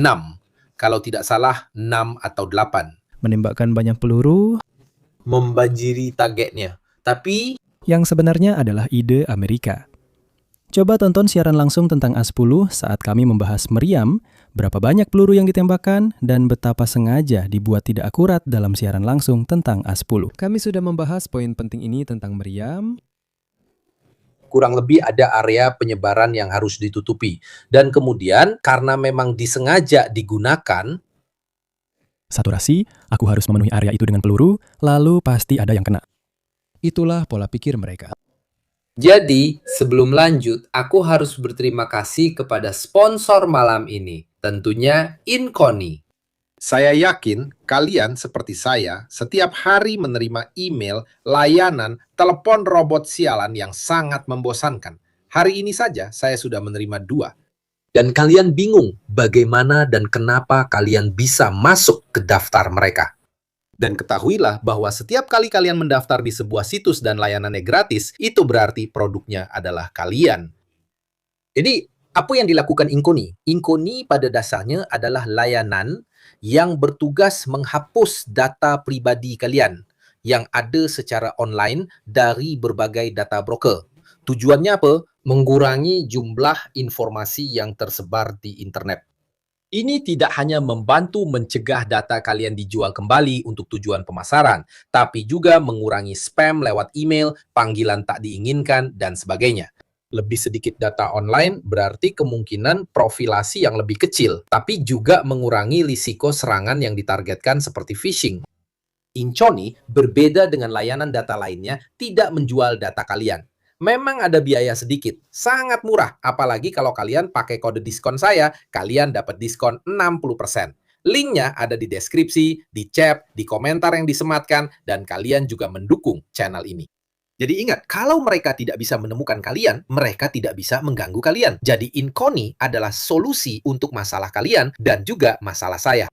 Saya memakainya, saya merasa puas, harganya sekitar $56 atau euro per bulan, kira-kira segitu. Kalau mau ambil yang tahunan, harganya lebih murah lagi, karena kalian bertanya. Saya pribadi memakainya, saya masukkan nomor telepon saya, nomor istri saya, email, dan saya harus bilang, hidup jadi jauh lebih baik. Ini salah satu layanan yang menurut saya sangat-sangat berguna, supaya tidak diganggu oleh call center yang menyebalkan. Tentu saja, Dario Di Francesco bertanya berapa harganya. Bukan soal berapa harganya, tapi seberapa berharganya. Ini bukan soal biaya, tapi soal nilai. Dan nilainya sangat tinggi, melebihi biayanya. Berapa banyak waktu yang tidak kamu sia-siakan? Seberapa besar nilai yang kamu berikan pada... Nah, yang ini harus saya cek ulang ke Inconi. Seberapa besar nilai yang kamu berikan pada waktumu? Aku sangat menghargainya. Jadi aku lebih memilih menerima 10 telepon lebih sedikit daripada menyimpan 6 euro. Yang tidak mengganggumu, tidak menginterupsimu saat kamu sedang melakukan sesuatu, itu tak ternilai harganya. Itu benar-benar tak ternilai. Tapi sebenarnya ini soal nilai, bukan soal harga. Kamu tetap bisa hidup tanpa 50 euro itu, tapi hidupmu jadi lebih baik. Oke, jadi mari kita kembali ke Ken. Tadi Mirko berbicara tentang elektronik. Elektronik, ya ada banyak sekali di pesawat ini, dan memang harus begitu. Karena pesawat tempur generasi kelima itu adalah komputer terbang. Sebagai contoh, kita punya radar AESA, jadi radar dengan pemindaian elektronik, yang diproduksi oleh Aselsan, jadi ini buatan Turki. Namanya Murat 600. Radar ini punya kemampuan udara ke udara dan udara ke darat. Bisa memetakan permukaan tanah, bisa melakukan peperangan elektronik. Lalu ada juga sistem pasif. Di sini lagi-lagi F-35 menjadi contoh utama. Jadi kita punya infrared search and track, yaitu sistem inframerah untuk mencari dan mengunci target. Sepenuhnya pasif, yang tidak dimiliki oleh F-22. Kita orang Eropa selalu percaya pada hal ini. Begitu juga dengan orang Rusia. Orang Amerika tidak, mereka baru menyadarinya belakangan. Tentu saja ada radar warning receiver yang semuanya terintegrasi dalam satu paket perlindungan diri. Radar warning receiver hanyalah antena yang menerima sumber radar dan memberikan peringatan kepada pilot berdasarkan apa yang mereka terima. Jadi, mereka bisa secara pasif mengidentifikasi sinyal radar. Saya tidak mengatakan hal baru, ini sudah ada sejak 50 tahun yang lalu.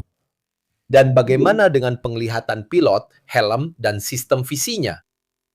Jadi untuk penglihatan seperti F-35 yang 360 derajat itu, saya tidak yakin pesawat ini memilikinya. Pasti dia punya sistem deteksi peluncuran, seperti IOTS. Jadi itu adalah sistem penargetan elektrooptik dan juga sistem peringatan. Itu adalah bola-bola yang kita lihat di bawah. Jadi, bola-bola itu bisa saja IRCM, misalnya seperti yang ada di Su-57. Itu adalah laser. Itu adalah penangkal terarah. Biasanya dengan laser, kalau saya tidak salah ingat, yang digunakan untuk menyerang kepala pencari dari rudal berpemandu inframerah. Jadi alat itu berfungsi untuk mengalihkan, membingungkan dengan sangat baik secara teori, kepala rudal berpemandu. Itu adalah sesuatu yang tidak ada di F-22. Beberapa helikopter, misalnya Fenice memilikinya, di IRCM memilikinya, bukan hanya dia, CAN juga memilikinya. Dan ini adalah sebuah bola kecil. Lalu ada bola-bola kecil lainnya yang merupakan sensor yang berusaha mengidentifikasi jejak inframerah dari rudal yang datang. Karena rudal inframerah, rudal darat ke udara inframerah itu pasif. Tidak seperti rudal berpemandu radar yang memancarkan sinyal radar. Jadi, bagaimana saya bisa melihatnya? Saya harus memiliki sensor yang dapat mengidentifikasi jejak inframerah spesifik itu sebagai sebuah rudal yang mengarah ke saya. Dan inilah sistem yang mungkin tidak berfungsi dengan baik dalam dugaan kemungkinan kerusakan akibat efek A. Kamu maksud F-35 tu? F-35? Karena F-15 aku. Aku tidak menggunakan sesuatu yang lebih bodoh, sesuatu yang mencari panas. Atau sebuah rudal permukaan ke udara dengan fungsi loitering yang menggunakan mesin turbojet, bukan roket. Sebuah mesin turbojet yang menghasilkan semburan yang relatif dingin, sehingga tidak dikenali sebagai ancaman oleh sistem di dalam pesawat. Itu semua hanya teori, teman-teman. Dan saya punya banyak sekali teori.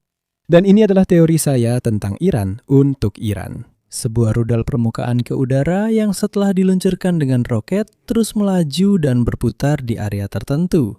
Seperti hibrida dengan drone mencari target udara dengan tenaga dari mesin jet kecil. Sangat sulit untuk dideteksi, tapi ini adalah teori pribadi saya.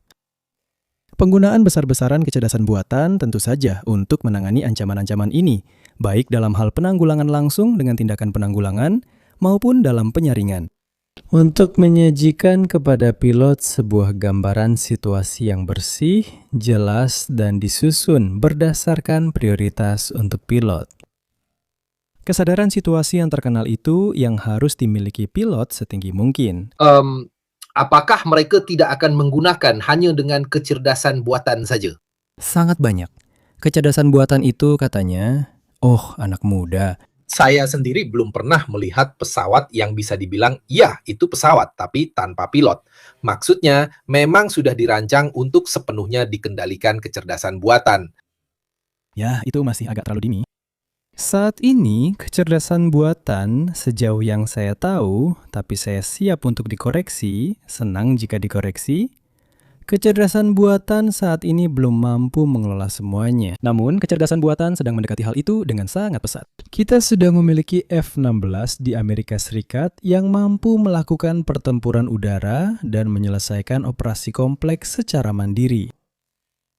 Meskipun semua ini dikatakan bahwa kecerdasan buatan tidak seharusnya menggantikan pilot, tetapi mendampinginya. Sampai saat ini. Kita akan lihat dalam 20 tahun, 10 tahun, bagaimana keadaannya. Saat ini mereka bilang kepada saya bahwa kecerdasan buatan belum sepenuhnya mampu melakukan segalanya. Namun, jalannya sudah ditentukan.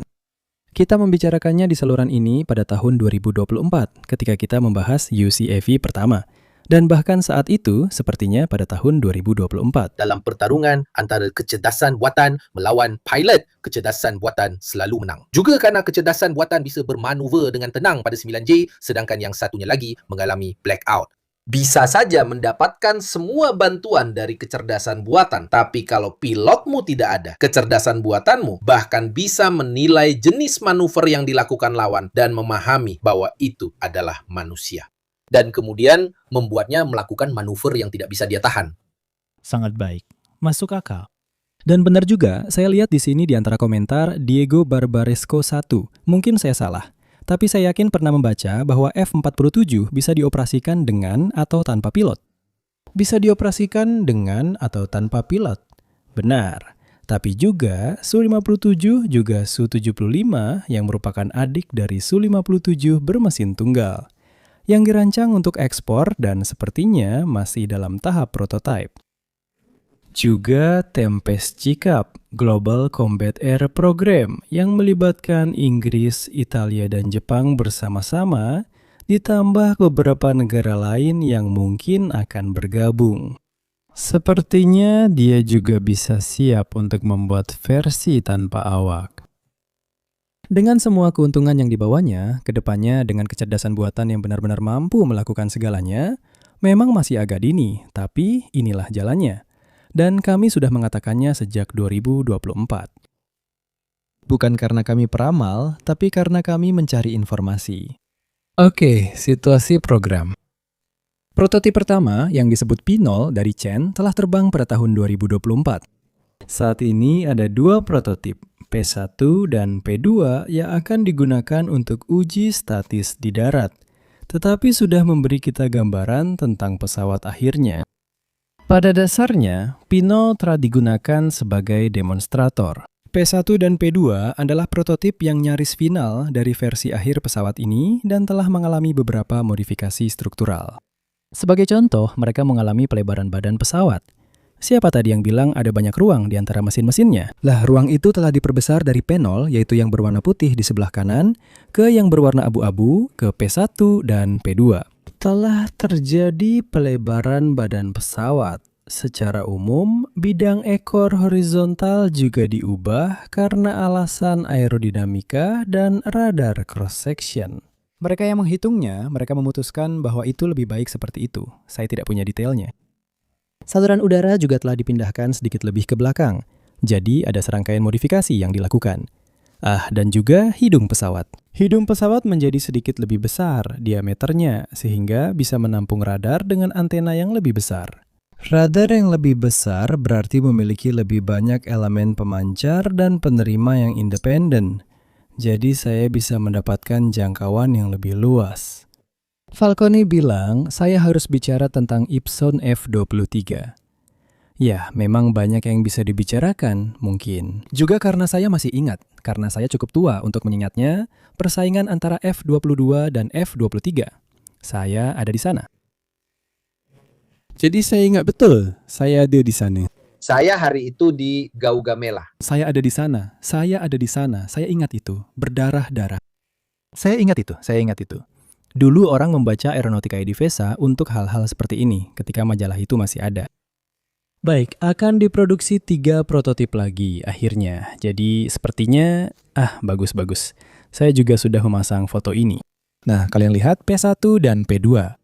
Pada P1, mereka memperlebar jarak antara mesin. Mereka menciptakan lebih banyak ruang. Sulit untuk tahu apakah alasannya hanya karena aerodinamika atau karena mereka memperbarui jenis persenjataan yang akan dipasang di dalam ruang senjata. Saya tidak tahu. Saya punya pekerjaan lain. Saya tidak bekerja di TAI, sayangnya. Quindi Jadi, P0 itu satu hal. P1 dan P2 itu hal yang berbeda. 3 prototipe berikutnya saya kira sekitar setahun lagi seharusnya sudah menggunakan mesin final. Karena saya ingatkan bahwa semua mesin yang kalian lihat di sini adalah mesin F-116, mesin F-110. Baik. Sebuah topik yang sangat menarik. Memparafrasikan Einstein, saya tidak tahu dengan senjata apa perang berikutnya akan dilawan, tapi itu akan dilakukan dari sofa. Atau dari meja kerja. Agak jelas, saya tumbuh dengan gambaran tentara seperti Rambo. Seperti Arnold Schwarzenegger.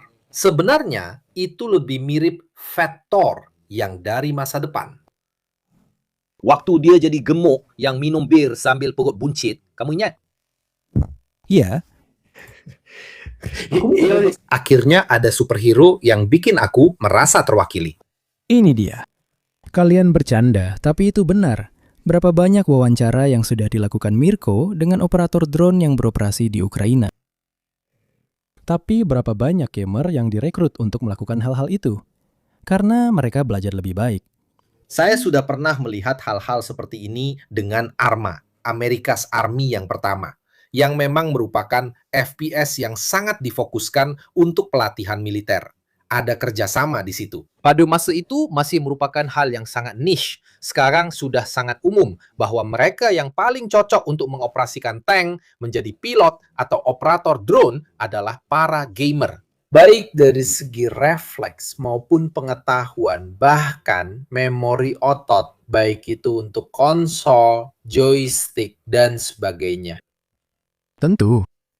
Saya akan membahas mesin, karena sudah 3 kali saya menyebut mesin, tapi belum pernah benar-benar membahasnya. Jadi, mesin, berbicara tentang evolusi, mesin adalah inti dari hal ini. Kenapa? Saat ini, Ken terbang dengan mesin General Electric F-110.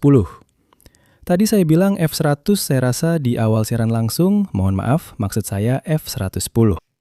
Ini adalah F-110 milik F-16, tapi mulai dari Blok 30. Jadi kurang lebih sekitar pertengahan tahun 2035, mereka seharusnya akan memasang mesin nasional Turki yang bernama TF35000, yang bisa Anda lihat misalnya di halaman 35, kalau Mirko mau menampilkannya. Mesin TF35000 ini diproduksi di Turki. Karena inilah mesin yang telah diperkenalkan pada akhir tahun 2025. Ngomong-ngomong, pria yang sedang memperkenalkannya adalah Mirko Davek. Lihat-lihat, coba pakai topi seperti ini. Mirip nggak? Taso, mirip sama kamu. Mesin itu yang jelas jauh lebih modern daripada F-110, bukan hanya akan memberi tenaga lebih besar sehingga Super Cruise-nya diperkirakan sekitar Mach 1,6, tapi juga efisiensi yang lebih baik. Karena tren di semua mesin baru adalah bukan hanya lebih bertenaga, tapi juga lebih efisien. Beberapa tahun lalu, saya rasa di tahun 2024 di awal, kita pernah live membahas jet tempur generasi ke-6. Dan di situ saya juga membahas mesin untuk jet tempur generasi ke-6. Jadi kalau kalian mau, silahkan tonton lagi. Itu salah satu live yang paling banyak ditonton di channel ini. Tapi di momen tertentu, saya juga membahas soal mesin, dengan triple flow, pembangkitan listrik yang sangat penting, dan lain-lain. Saya tidak akan mengulanginya lagi, kalau tidak, kita tidak akan pernah selesai. Tapi intinya seperti itu. Arahannya seperti ini. Tapi satu hal cerdas yang dilakukan oleh orang Turki adalah mereka memastikan TF35000 dan F-110 sepenuhnya saling dapat dipertukarkan. Karena kita tidak pernah tahu, siapa tahu ada sesuatu yang salah. Kalau gagal, kamu selalu bisa kembali ke yang satunya lagi. Tentu. Atau misalnya ternyata ada cacat tersembunyi pada TF35000 dan kamu butuh, kamu bisa pasang F-110. Lebih baik daripada tidak sama sekali, kan? Tapi saya punya pertanyaan teknis. Tapi kalau kamu pasang mesin F-16 atau varian buatan sendiri, bisakah kamu benar-benar menyebutnya generasi kelima? Seberapa banyak kamu bisa mengubah mesin itu sampai bisa membuka nozzle seperti yang dilakukan F-22? Bisakah kamu mencapai tingkat modifikasi seperti itu, mulai dari mesin itu? Ya, tapi dengan mesin F-16 kamu tidak bisa melakukannya. Kalau kamu pasang, salah satu pertanyaan besarnya adalah apakah TF35000 akan punya nozzle yang bisa diarahkan atau tidak. Belum ada yang tahu. Bisa jadi iya, bisa jadi tidak. Ini sangat mungkin dilakukan karena kamu memasangnya di luar. Kita bisa lihat pada kasus SU-57, SU yang memilikinya, SU-35 memilikinya, 3 dimensi, jadi bisa bergerak. Jadi bisa mengatur 3 sumbu rotasi pesawat. Tidak hanya 2 seperti F-22 yang hanya bisa bergerak seperti ini, oke? Nozzle Rusia itu biasanya bisa bergerak sepenuhnya dan karena itu bisa mengatur pergerakan pesawat di 3 sumbu, itulah sebabnya disebut 3 dimensi, bukan 2 dimensi. Kamu bisa melakukannya. Tapi ini juga soal keseimbangan pesawat. Karena semua komponen yang kamu pasang di bagian belakang mesin itu sangat berat. Secara fisik berat, jadi harus diatur. Harus tahan terhadap panas dan sebagainya. Itu sangat berat. Jadi setelah itu, kita harus melihat apakah pesawatnya memang dirancang untuk seimbang dengan cara seperti itu. Setelah menyadari hal itu, mereka memindahkan kabin lebih dekat ke badan pesawat untuk mendapatkan keseimbangan yang lebih baik. Kalau diperhatikan, sebelumnya posisinya jauh lebih maju ke arah hidung pesawat. Mereka memendekkan agar mendapatkan titik keseimbangan yang lebih baik. Mungkin karena mereka sudah memperhitungkan bahawa di bahagian belakang akan ada tambahan beban. Bisa jadi. Kita juga harus melihat jenis sistem vektor dorong apa yang akan mereka miliki. Apakah mereka menggunakan yang dua dimensi seperti yang kembali populer di Su-57, sepertinya begitu? Atau mereka akan menggunakan gaya Rusia, yang menggerakkan nozzle dengan cara yang sangat khusus dan sangat rumit? Tidak ada yang tahu, tidak ada yang tahu. Saya tidak mau berspekulasi tentang hal ini. Jadi berbicara tentang deskripsi, karena bagaimanapun juga malam ini, begini, kata Falconi, supermaneuvrabilitas adalah obsesi orang Rusia, selain ada batasan fisik seperti yang dikatakan Falconi. Tapi secara statistik, pertempuran sekarang semakin sering terjadi dalam jarak jauh.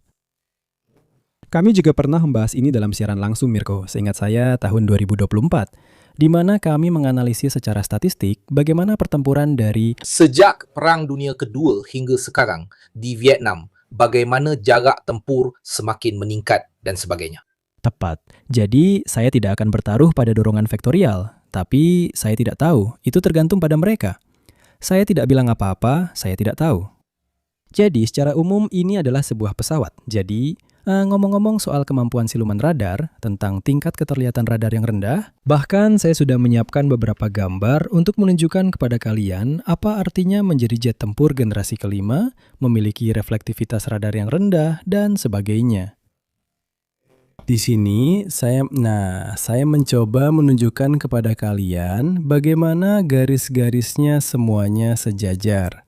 Semuanya memiliki sudut yang sama, baik di sayap, bahkan di setengah sayap, di bidang horizontal ekor, bahkan bagian atas saluran masuk udara. Kalian bisa lihat bagaimana semuanya sejajar, bahkan engsel dari bagian-bagian yang bergerak juga sejajar. Di sini saya tampilkan bagian depannya, jadi kalian bisa lihat bagaimana semuanya sejajar. Dengan cara ini, Dario Di Francesco ini membantu karena membantu membelokkan gelombang radar menjauh dengan sudut yang berbeda dari sumbernya. Bukan berarti semuanya dilakukan dengan geometri. Geometri hanyalah bagian dari pekerjaan itu. Geometri itu bukan kejahatan, aku ingatkan padamu. Geografi iya sepertinya, tapi geometri tidak. Akhir-akhir ini geometri sudah tidak terlalu populer. Nah, geometri bahkan mungkin itu yang paling tidak penting. Lalu ada bahan penyerap radar. Ada banyak hal yang harus diperhatikan untuk keteramatan rendah. Misalnya di sini saya lupa. Untuk menyoroti apa yang disebut dagu, yaitu lipatan yang Anda lihat di moncong pesawat dan yang memberikan bentuk seperti belah ketupat ini. Nah, Anda bisa melihat ada garis tegas yang membagi pesawat dari ujung redom. Nah, Anda bisa melihat ada tepi yang jelas itu. Itu adalah pemisahan yang jelas yang disebut chin, maksudnya dagu.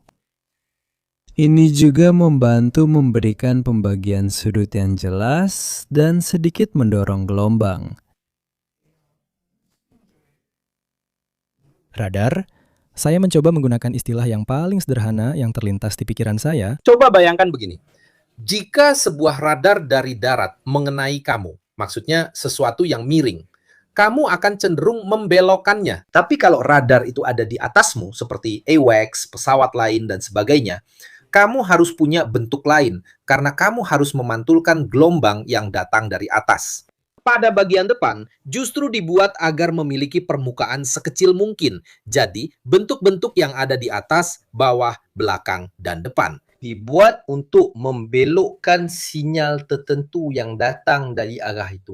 Karena itu bentuknya berbeda dan simetris, dalam arti benar-benar terbalik. Singkatnya, Sederhana. Berhenti di situ, kalian lihat benda berwarna oker di depan kokpit itu. Itu adalah sensor inframerah, IRST, Infrared Search and Track. mentre sotto si vede poco. Tapi di bawah hidung pesawat, di sini juga berwarna oker. Itu adalah sistem penargetan elektronik yang juga berfungsi sebagai penunjuk laser dalam misi serangan darat. Itu yang sudah ditiru semua orang dari F-35. Karena sekarang semua pesawat tempur modern, termasuk pesawat tempur Tiongkok terbaru, juga memilikinya. Jadi di sini juga Anda punya gambaran yang jelas tentang apa fungsinya. Setiap bagian dari pesawat ini sangat mirip dengan F-22 kecuali sensor-sensornya. Semua ini benar-benar sangat mirip F-22, sedangkan F-35 tidak. F-35 benar-benar berbeda. Saluran udaranya agak berbeda, bentuk kokpitnya juga. Tapi pesawat ini lebih terinspirasi dari F-22. Saya rasa begitu, dan saya tidak menyalahkan siapapun, demi Tuhan. Baiklah, apalagi yang tersisa? Pemisahan mesin di sini juga untuk apa gunanya? Seperti yang sudah kita katakan, ini berfungsi untuk menciptakan ruang di badan pesawat.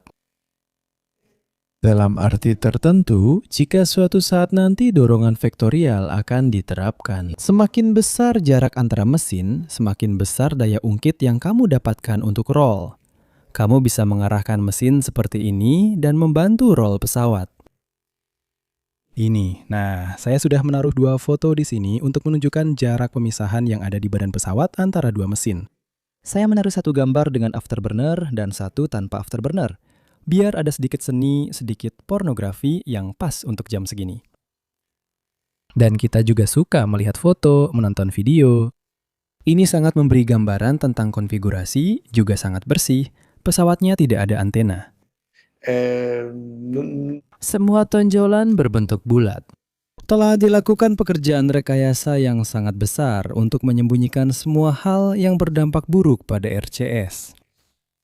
Mari kita lanjutkan, kita sudah 1,5 jam, saya tidak menyangka, kamu benar, mari kita lanjutkan. Tidak, saya pikir akan lebih singkat, karena sebenarnya tidak banyak yang bisa dikatakan tentang pesawat ini. Ini dia kokpit, ruang kemudi, kalau tidak nanti tidak benar, karena saya bilang kokpit, posisinya sangat tinggi, tidak punya visibilitas ke belakang.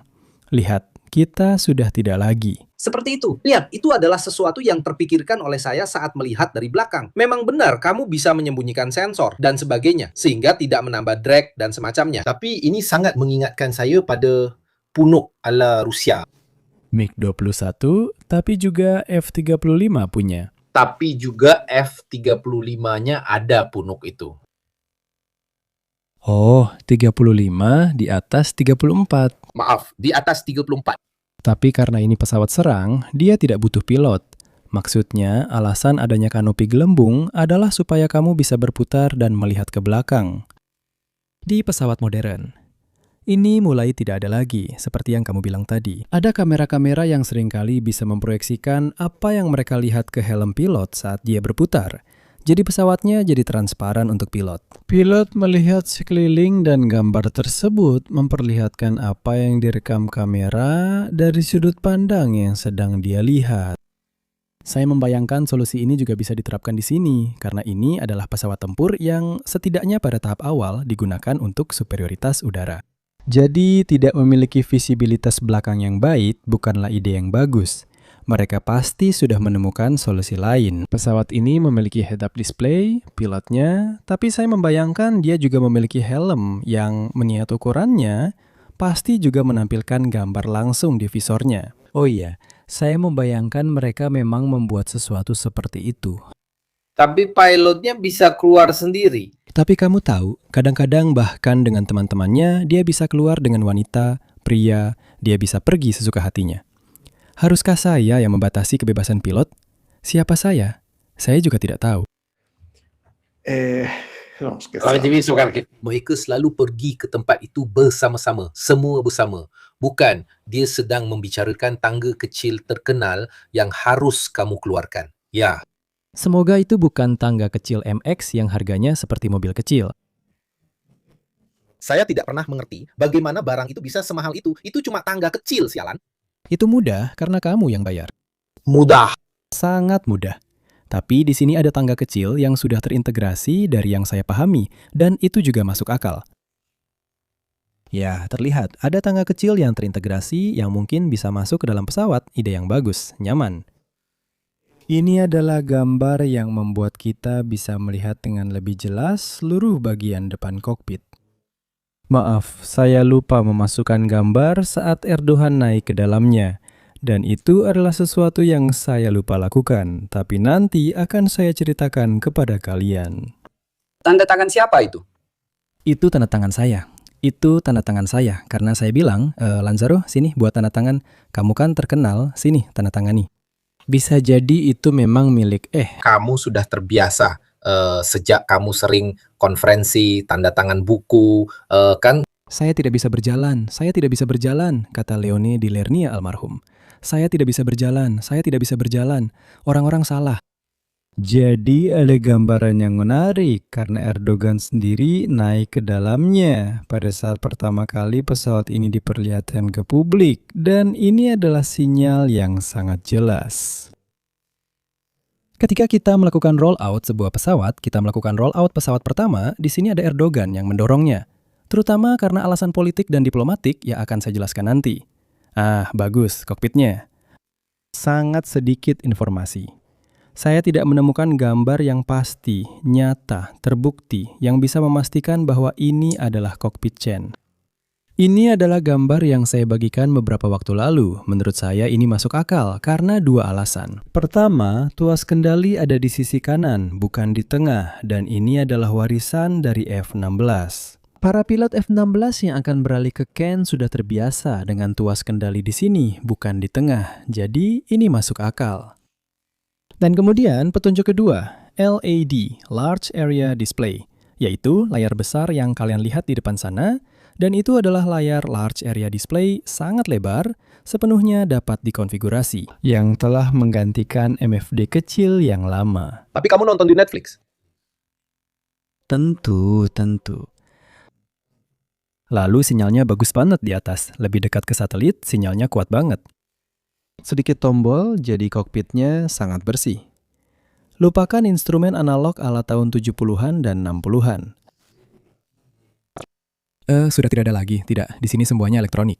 Saya sampai ke situ, Falcone, saya beralih ke pasar internasional, karena ini sesuatu yang menarik. F-14 kan? Tuas kecilnya LA-10. Bukan, LA-10A versi pertamanya. Cepat atau lambat, sebenarnya kita juga harus membahas generasi keempat. Maksudnya, bagaimana F-14 menjadi yang pertama dari generasi keempat, tapi F-15 dan F-16 yang hanya beberapa tahun setelahnya sudah jauh lebih maju. Bagaimanapun juga, ini adalah tahun 70-an, dan perkembangan elektronik mulai melaju pesat. Nah, side stick. Namanya side stick, tuas kendali samping. Baiklah, sekarang saya akan membahas potensi komersialnya. Karena Falcone sudah lama mendesak saya dan memang wajar kalau dia ingin tahu. Jadi, pertama-tama sukses besar di Indonesia. Tidak ada yang menyangka akan ada pesanan sebanyak 48 pesawat Ken begitu saja. Maksudnya, coba perhatikan, Indonesia membeli, atau bisa dibilang dalam tanda kutip, mendapatkan kapal induk kita sebagai hadiah. Indonesia sedang berusaha keras. Indonesia perlu berusaha keras karena berada di kawasan Pasifik yang semakin tidak stabil. Karena Tiongkok, karena Amerika Serikat yang niatnya tidak jelas. Tapi Indonesia agak kehilangan arah. Awalnya, sepertinya Indonesia akan membeli F-15IX dari Amerika Serikat. Dibatalkan, memilih Chen, lalu membeli Rafale, dan menjadi mitra dalam pengembangan KF-21 Borame bersama Korea Selatan. Jadi, Indonesia jika berhenti di sini, jika tidak membeli pesawat tempur lain, akan memiliki 3 pesawat tempur garis depan. 3 rantai logistik yang berasal dari 3 negara berbeda. 3 pelatihan yang berbeda. 3 sistem yang benar-benar berbeda. Semoga berhasil. Maksud saya mengerti diferensiasinya, tapi dari sudut pandang logistik itu tidak efisien. Tapi cerita ini berguna bagi kita yang jadi komunikator publik, karena ini adalah contoh klasik bagaimana pilihan pengadaan tidak hanya didasarkan pada karakteristik teknis. Ini lebih baik, lebih buruk, saya ingin seperti ini. Tapi juga, dan terutama hari ini, di dunia yang begitu gelisah dan multipolar, pilihan pengadaan mencerminkan kehendak politik dari pemerintah yang memilihnya.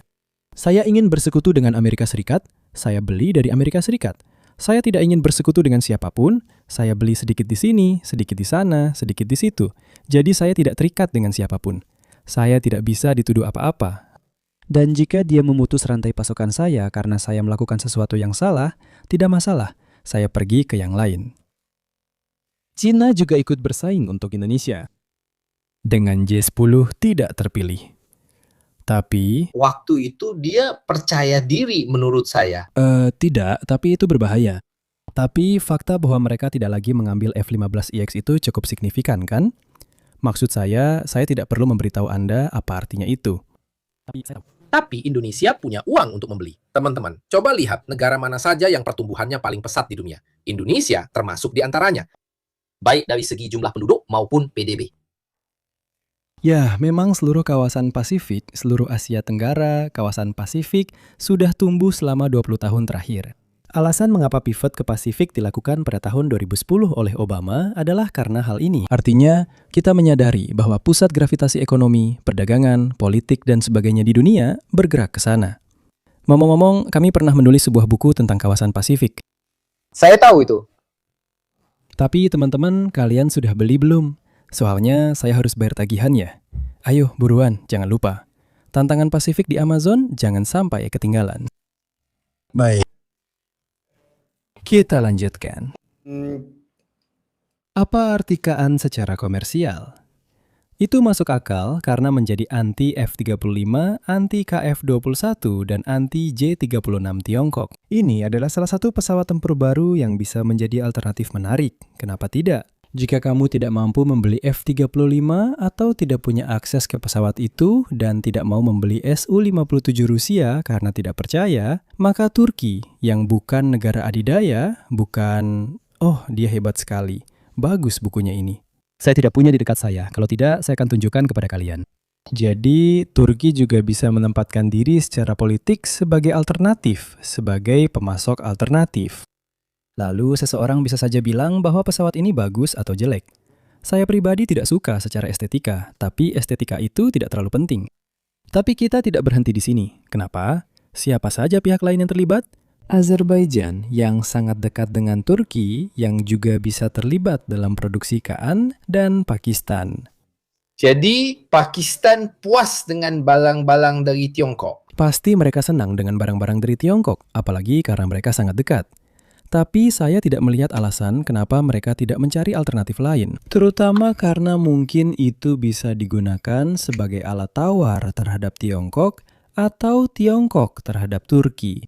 Maksud saya, ini semua adalah trik yang bisa kamu lakukan untuk mengadu dua pemasok satu sama lain agar mendapatkan kondisi yang lebih baik. Lihat, Turki membiarkan saya membuat linyi perakitan. Kamu mau memberi saya bagian apa untuk dikerjakan? Jadi, saya tidak berhenti di sini karena masih ada Malaysia. Malaysia juga berkembang pesat secara ekonomi, mungkin mereka juga tertarik. Teluk, Arab Saudi yang tadi kamu sebutkan, tapi juga Qatar, Uni Emirat Arab, semua negara yang Kebetulan, mereka yang sekarang sedang dalam kekacauan. bagus. Tapi coba lihat, mereka ingin F-35 dan tidak diberikan kepada mereka.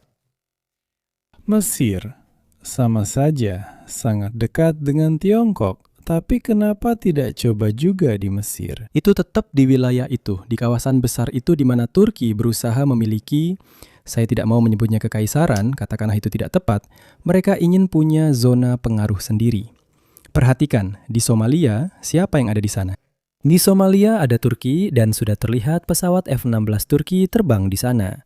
Apakah mungkin Somalia akan menerima F-16 Turki sebentar lagi? Apakah itu begitu mustahil? Saya bicara tentang pemerintah yang sah. Spanyol, perhatikan, telah menyatakan ketertarikan. Ya Tuhan, bagaimana mungkin? Jadi, Spanyol mundur dari F-35 dan menjalin kesepakatan dengan Amerika Serikat. Dan apa hal yang paling mirip yang bisa mereka beli, mengingat mereka sudah membeli Hurjet yang merupakan pesawat latih dari Turki? Mungkin mereka puas. Hurjet ini juga tidak terlalu buruk, cukup bagus. Mari kita perhatikan KAN ini, siapa tahu nanti saya bisa memproduksinya sendiri. Karena saya bisa melakukan kerjasama atau melakukan transfer teknologi. Karena bagaimanapun juga, Spanyol punya industri dirgantara sendiri yang cukup baik. Kecil, tapi bisa diajak kerjasama. Kenapa tidak? Mengerti? Ada satu hal yang konsisten dalam hal ini. Semua pihak yang berurusan dengan Amerika, Turki, semua negara Teluk yang berbeza dan sebagainya, Spanyol, ya. Itu menarik. Ini sangat menarik dan kebetulan Chang bisa menjadi alat politik Turki. Tapi pertanyaannya adalah, apakah ini terlalu besar untuk mereka? Maksudnya, apakah mereka bisa membangun benda ini atau ini terlalu canggih? Waktunya juga mustahil, karena Apakah dia akan menjadi korban dari kesuksesannya sendiri? Ini akan menjadi topik live berikutnya. atau mungkin malah akan jadi kegagalan. Maksud saya, bisa saja pesawat ini ternyata tidak terlalu berhasil. Tapi saya tetap optimis. Saya ulangi, saya optimis. Saya sangat percaya pada industri penerbangan Turki. Saya mengatakan ini dengan serius dan tanpa bercanda karena kemampuan mereka. Dengan drone, mereka benar-benar menunjukkan kemampuan yang luar biasa. Ya, jadi kenapa saya harus pesimis? Tidak, saya benar-benar optimis. Dan jangan lupa, di belakang mereka ada pemerintah yang mendukung. Karena kamu bisa saja punya industri terbaik yang kamu mau, tapi kalau di belakangnya ada pemerintah yang tidak percaya, ya tetap saja tidak percaya. Di sini, kamu punya pemerintah yang benar-benar mendorong dengan kuat. Kamu punya pemerintah yang benar-benar ingin proyek ini berhasil. Erdogan sendiri turun langsung dalam peresmian. Dia benar-benar mempertaruhkan nama baiknya pada anggaran ini. Dan juga tanda tangan, karena tanda tangan di pesawat itu adalah miliknya. Sepertinya itu memang miliknya. Kami telah membuat Venice, helikopter serang Venice V249. Itu adalah satu-satunya helikopter serang yang saat ini diproduksi di dunia barat. Saya tidak melihat dia mendorongnya dengan cara seperti itu, dengan gaya seperti itu. Narasi seputar Kaan benar-benar berbeda. Ini adalah produk dari pemerintah saya, dari industri nasional. Percayalah, karena Saya bertanya-tanya, mengingat lamanya proses di Turki, apakah Erdogan masih akan berada di sana saat pesawat itu keluar? siapa yang tahu? Tapi untuk saat ini dia bermain untuk jangka pendek. Dan saya harus mengatakan, suka atau tidak suka, Erdogan adalah seorang politisi ulung untuk urusan seperti ini. Lalu juga dibicarakan tentang versi angkatan lautnya. Kenapa? Sebelumnya, salah satu dari kami untuk Versi laut, maksudnya seberapa jauh jangkauannya untuk mendarat. Benarkah ya dia punya tali elastis, kabel dan sebagainya? Itu pesawat besar untuk didaratkan. itu bukan masalah, karena di kapal induk kamu juga mendaratkan Hawk, Mini Hawk, E2, bahkan mungkin saja sebesar itu. Dengan semua, aku juga melihat ukuran dek mereka tidak terlalu besar. Ya, ini adalah proyek untuk Mugem. Kita bicara tentang 60.000 ton. Tidak, yang sekarang, bukan yang ini. Tidak, kita akan melihatnya 10 tahun lagi. Tidak. Tidak. Jadi, yang sekarang, Anadolu, itu kapal induk drone. Titik. Selesai. Cukup. Itu tidak cukup besar. Yang sedang kalian lihat adalah salah satu gambaran awal, salah satu proposal dari Mugem, yang merupakan sebuah Seharusnya ini adalah sesuatu seberat 60.000 ton yang di sini kalian lihat dalam versi Stobar. Jadi, lepas landas pendek tapi pendaratan dengan penahan. Jadi ada kabel penahan tapi lepas landasnya pendek. Jadi menggunakan rem ski jump. Itu adalah bagian miring yang kalian lihat di bawah sana, tapi mungkin bisa diubah dengan katapel. Jadi banyak ide yang masih rancu, tapi idenya sudah ada. Bagaimana cara mendaratkannya? Ini adalah pesawat yang bisa seberat apapun yang kamu mau. Bahkan akan dibuat lebih berat lagi karena harus diperkuat agar bisa mendarat di kapal induk. Tapi punya permukaan sayap yang besar. Maksudnya, kalau kamu bisa mendaratkan yang ini. Itu adalah gaya penahannya, turun dengan kuat, sangat besar. Harus dilihat juga, selain kalau dia punya manajemen mesin yang baik dan sebagainya, dia juga mungkin akan punya kecepatan stall yang sangat rendah. Jadi, tentu saja, memang saya tidak menutup kemungkinan apapun. Atau mereka bisa saja membuat versi kapal induk seperti F-35B dengan sayap yang sedikit lebih besar. Maksud saya, solusinya ada. Kita tetap berada di abad ke-21 dan di sini memang semuanya serba mungkin. Kita tetap masih pada tahap hipotesis. Di sini saya sudah menyiapkan beberapa gambar untuk menunjukkan kepada kalian bagaimana hal ini sudah diperkirakan sebelumnya. Misalnya dengan rendering ini. Ya sudah, kita lihat saja nanti.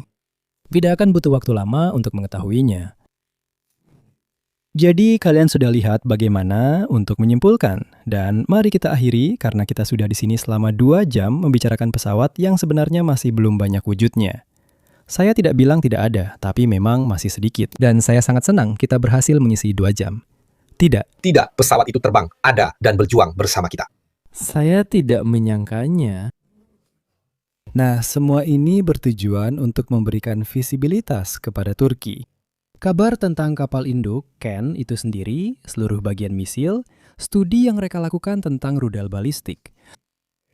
Semua itu adalah bagian dari kebijakan luar negeri yang sedang berkembang. Turki sedang membangun citra sebagai kekuatan yang sedang naik daun, dengan kemampuan industri yang besar, inovatif, dan mencalonkan diri sebagai pemimpin regional. Dan selain itu, Turki tidak memiliki noda imperialisme atau kolonialisme seperti negara lain.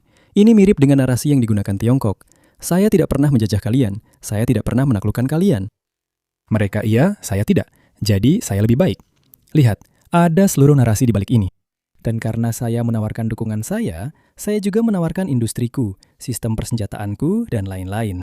Ini semua adalah satu kesatuan. Kita tidak boleh berpikir, jangan pernah berpikir bahwa sebuah sistem persenjataan, terutama yang seperti ini, berdiri sendiri. Semuanya adalah bagian dari satu kesatuan. Seperti yang dikatakan Jenderal Capitini, bahkan dalam bidang teknis atau alat-alat, ini adalah sebuah orkestra dengan banyak bagian yang bermain bersama. Mereka harus mengikuti partitur yang sama. Dan di sini, saya benar-benar percaya bahwa itulah yang terjadi pada Turki. Itu sangat didorong justru karena alasan ini. Ini berfungsi untuk meningkatkan relevansi Turki yang sedang berusaha meningkatkan bobot politik dan geopolitiknya di tingkat internasional. Inilah makna dari Chen. Kita akan lihat apa hasilnya. Apakah akan sesuai harapan?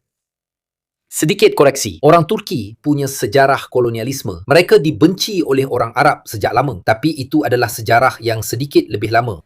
Jadi mungkin mereka bisa mengatasinya sedikit lebih baik. Lalu saya tidak percaya mereka punya ambisi seperti itu saat ini. Lebih ke sekitar wilayah mereka sendiri. Lalu singkat saja, karena kita sudah terlalu lama, saya sangat berterima kasih kepada Leonardo. Kami akan menerima usulan kalian tentang F-117. Tapi juga hal-hal lainnya. Saya ucapkan semoga minggu kalian menyenangkan. Dan live berikutnya, saya rasa saya akan membahas Ukraina. Jadi kita akan membahas perkembangan terbaru. Saya belum tahu apakah hari Minggu atau Senin. Kecuali kalau Tramponi mengeluarkan sesuatu yang entah apa. Dan berbagai kasus lainnya. Karena kalian bertanya tentang buku La Sfida del Pacifico.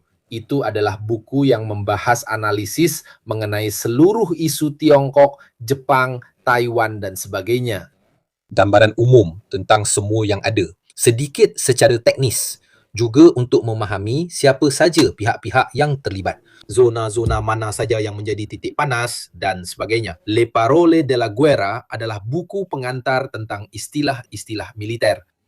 Sangat berguna mengingat ada banyak orang yang bisa dibilang belum terbiasa begitu. Dalam hal ini kami membuatnya bersama Jenderal Capitini. Dan kemudian ada juga tentang perang Rusia-Ukraina yang kami buat bersama Cecini, di mana kami menceritakan secara singkat sejarah sejak tahun 1917. Dan pra-Donbas bisa dibilang masa sebelum kekacauan di Donbas. Jadi terima kasih kepada semuanya dan sampai jumpa. Selamat malam. Sampai jumpa.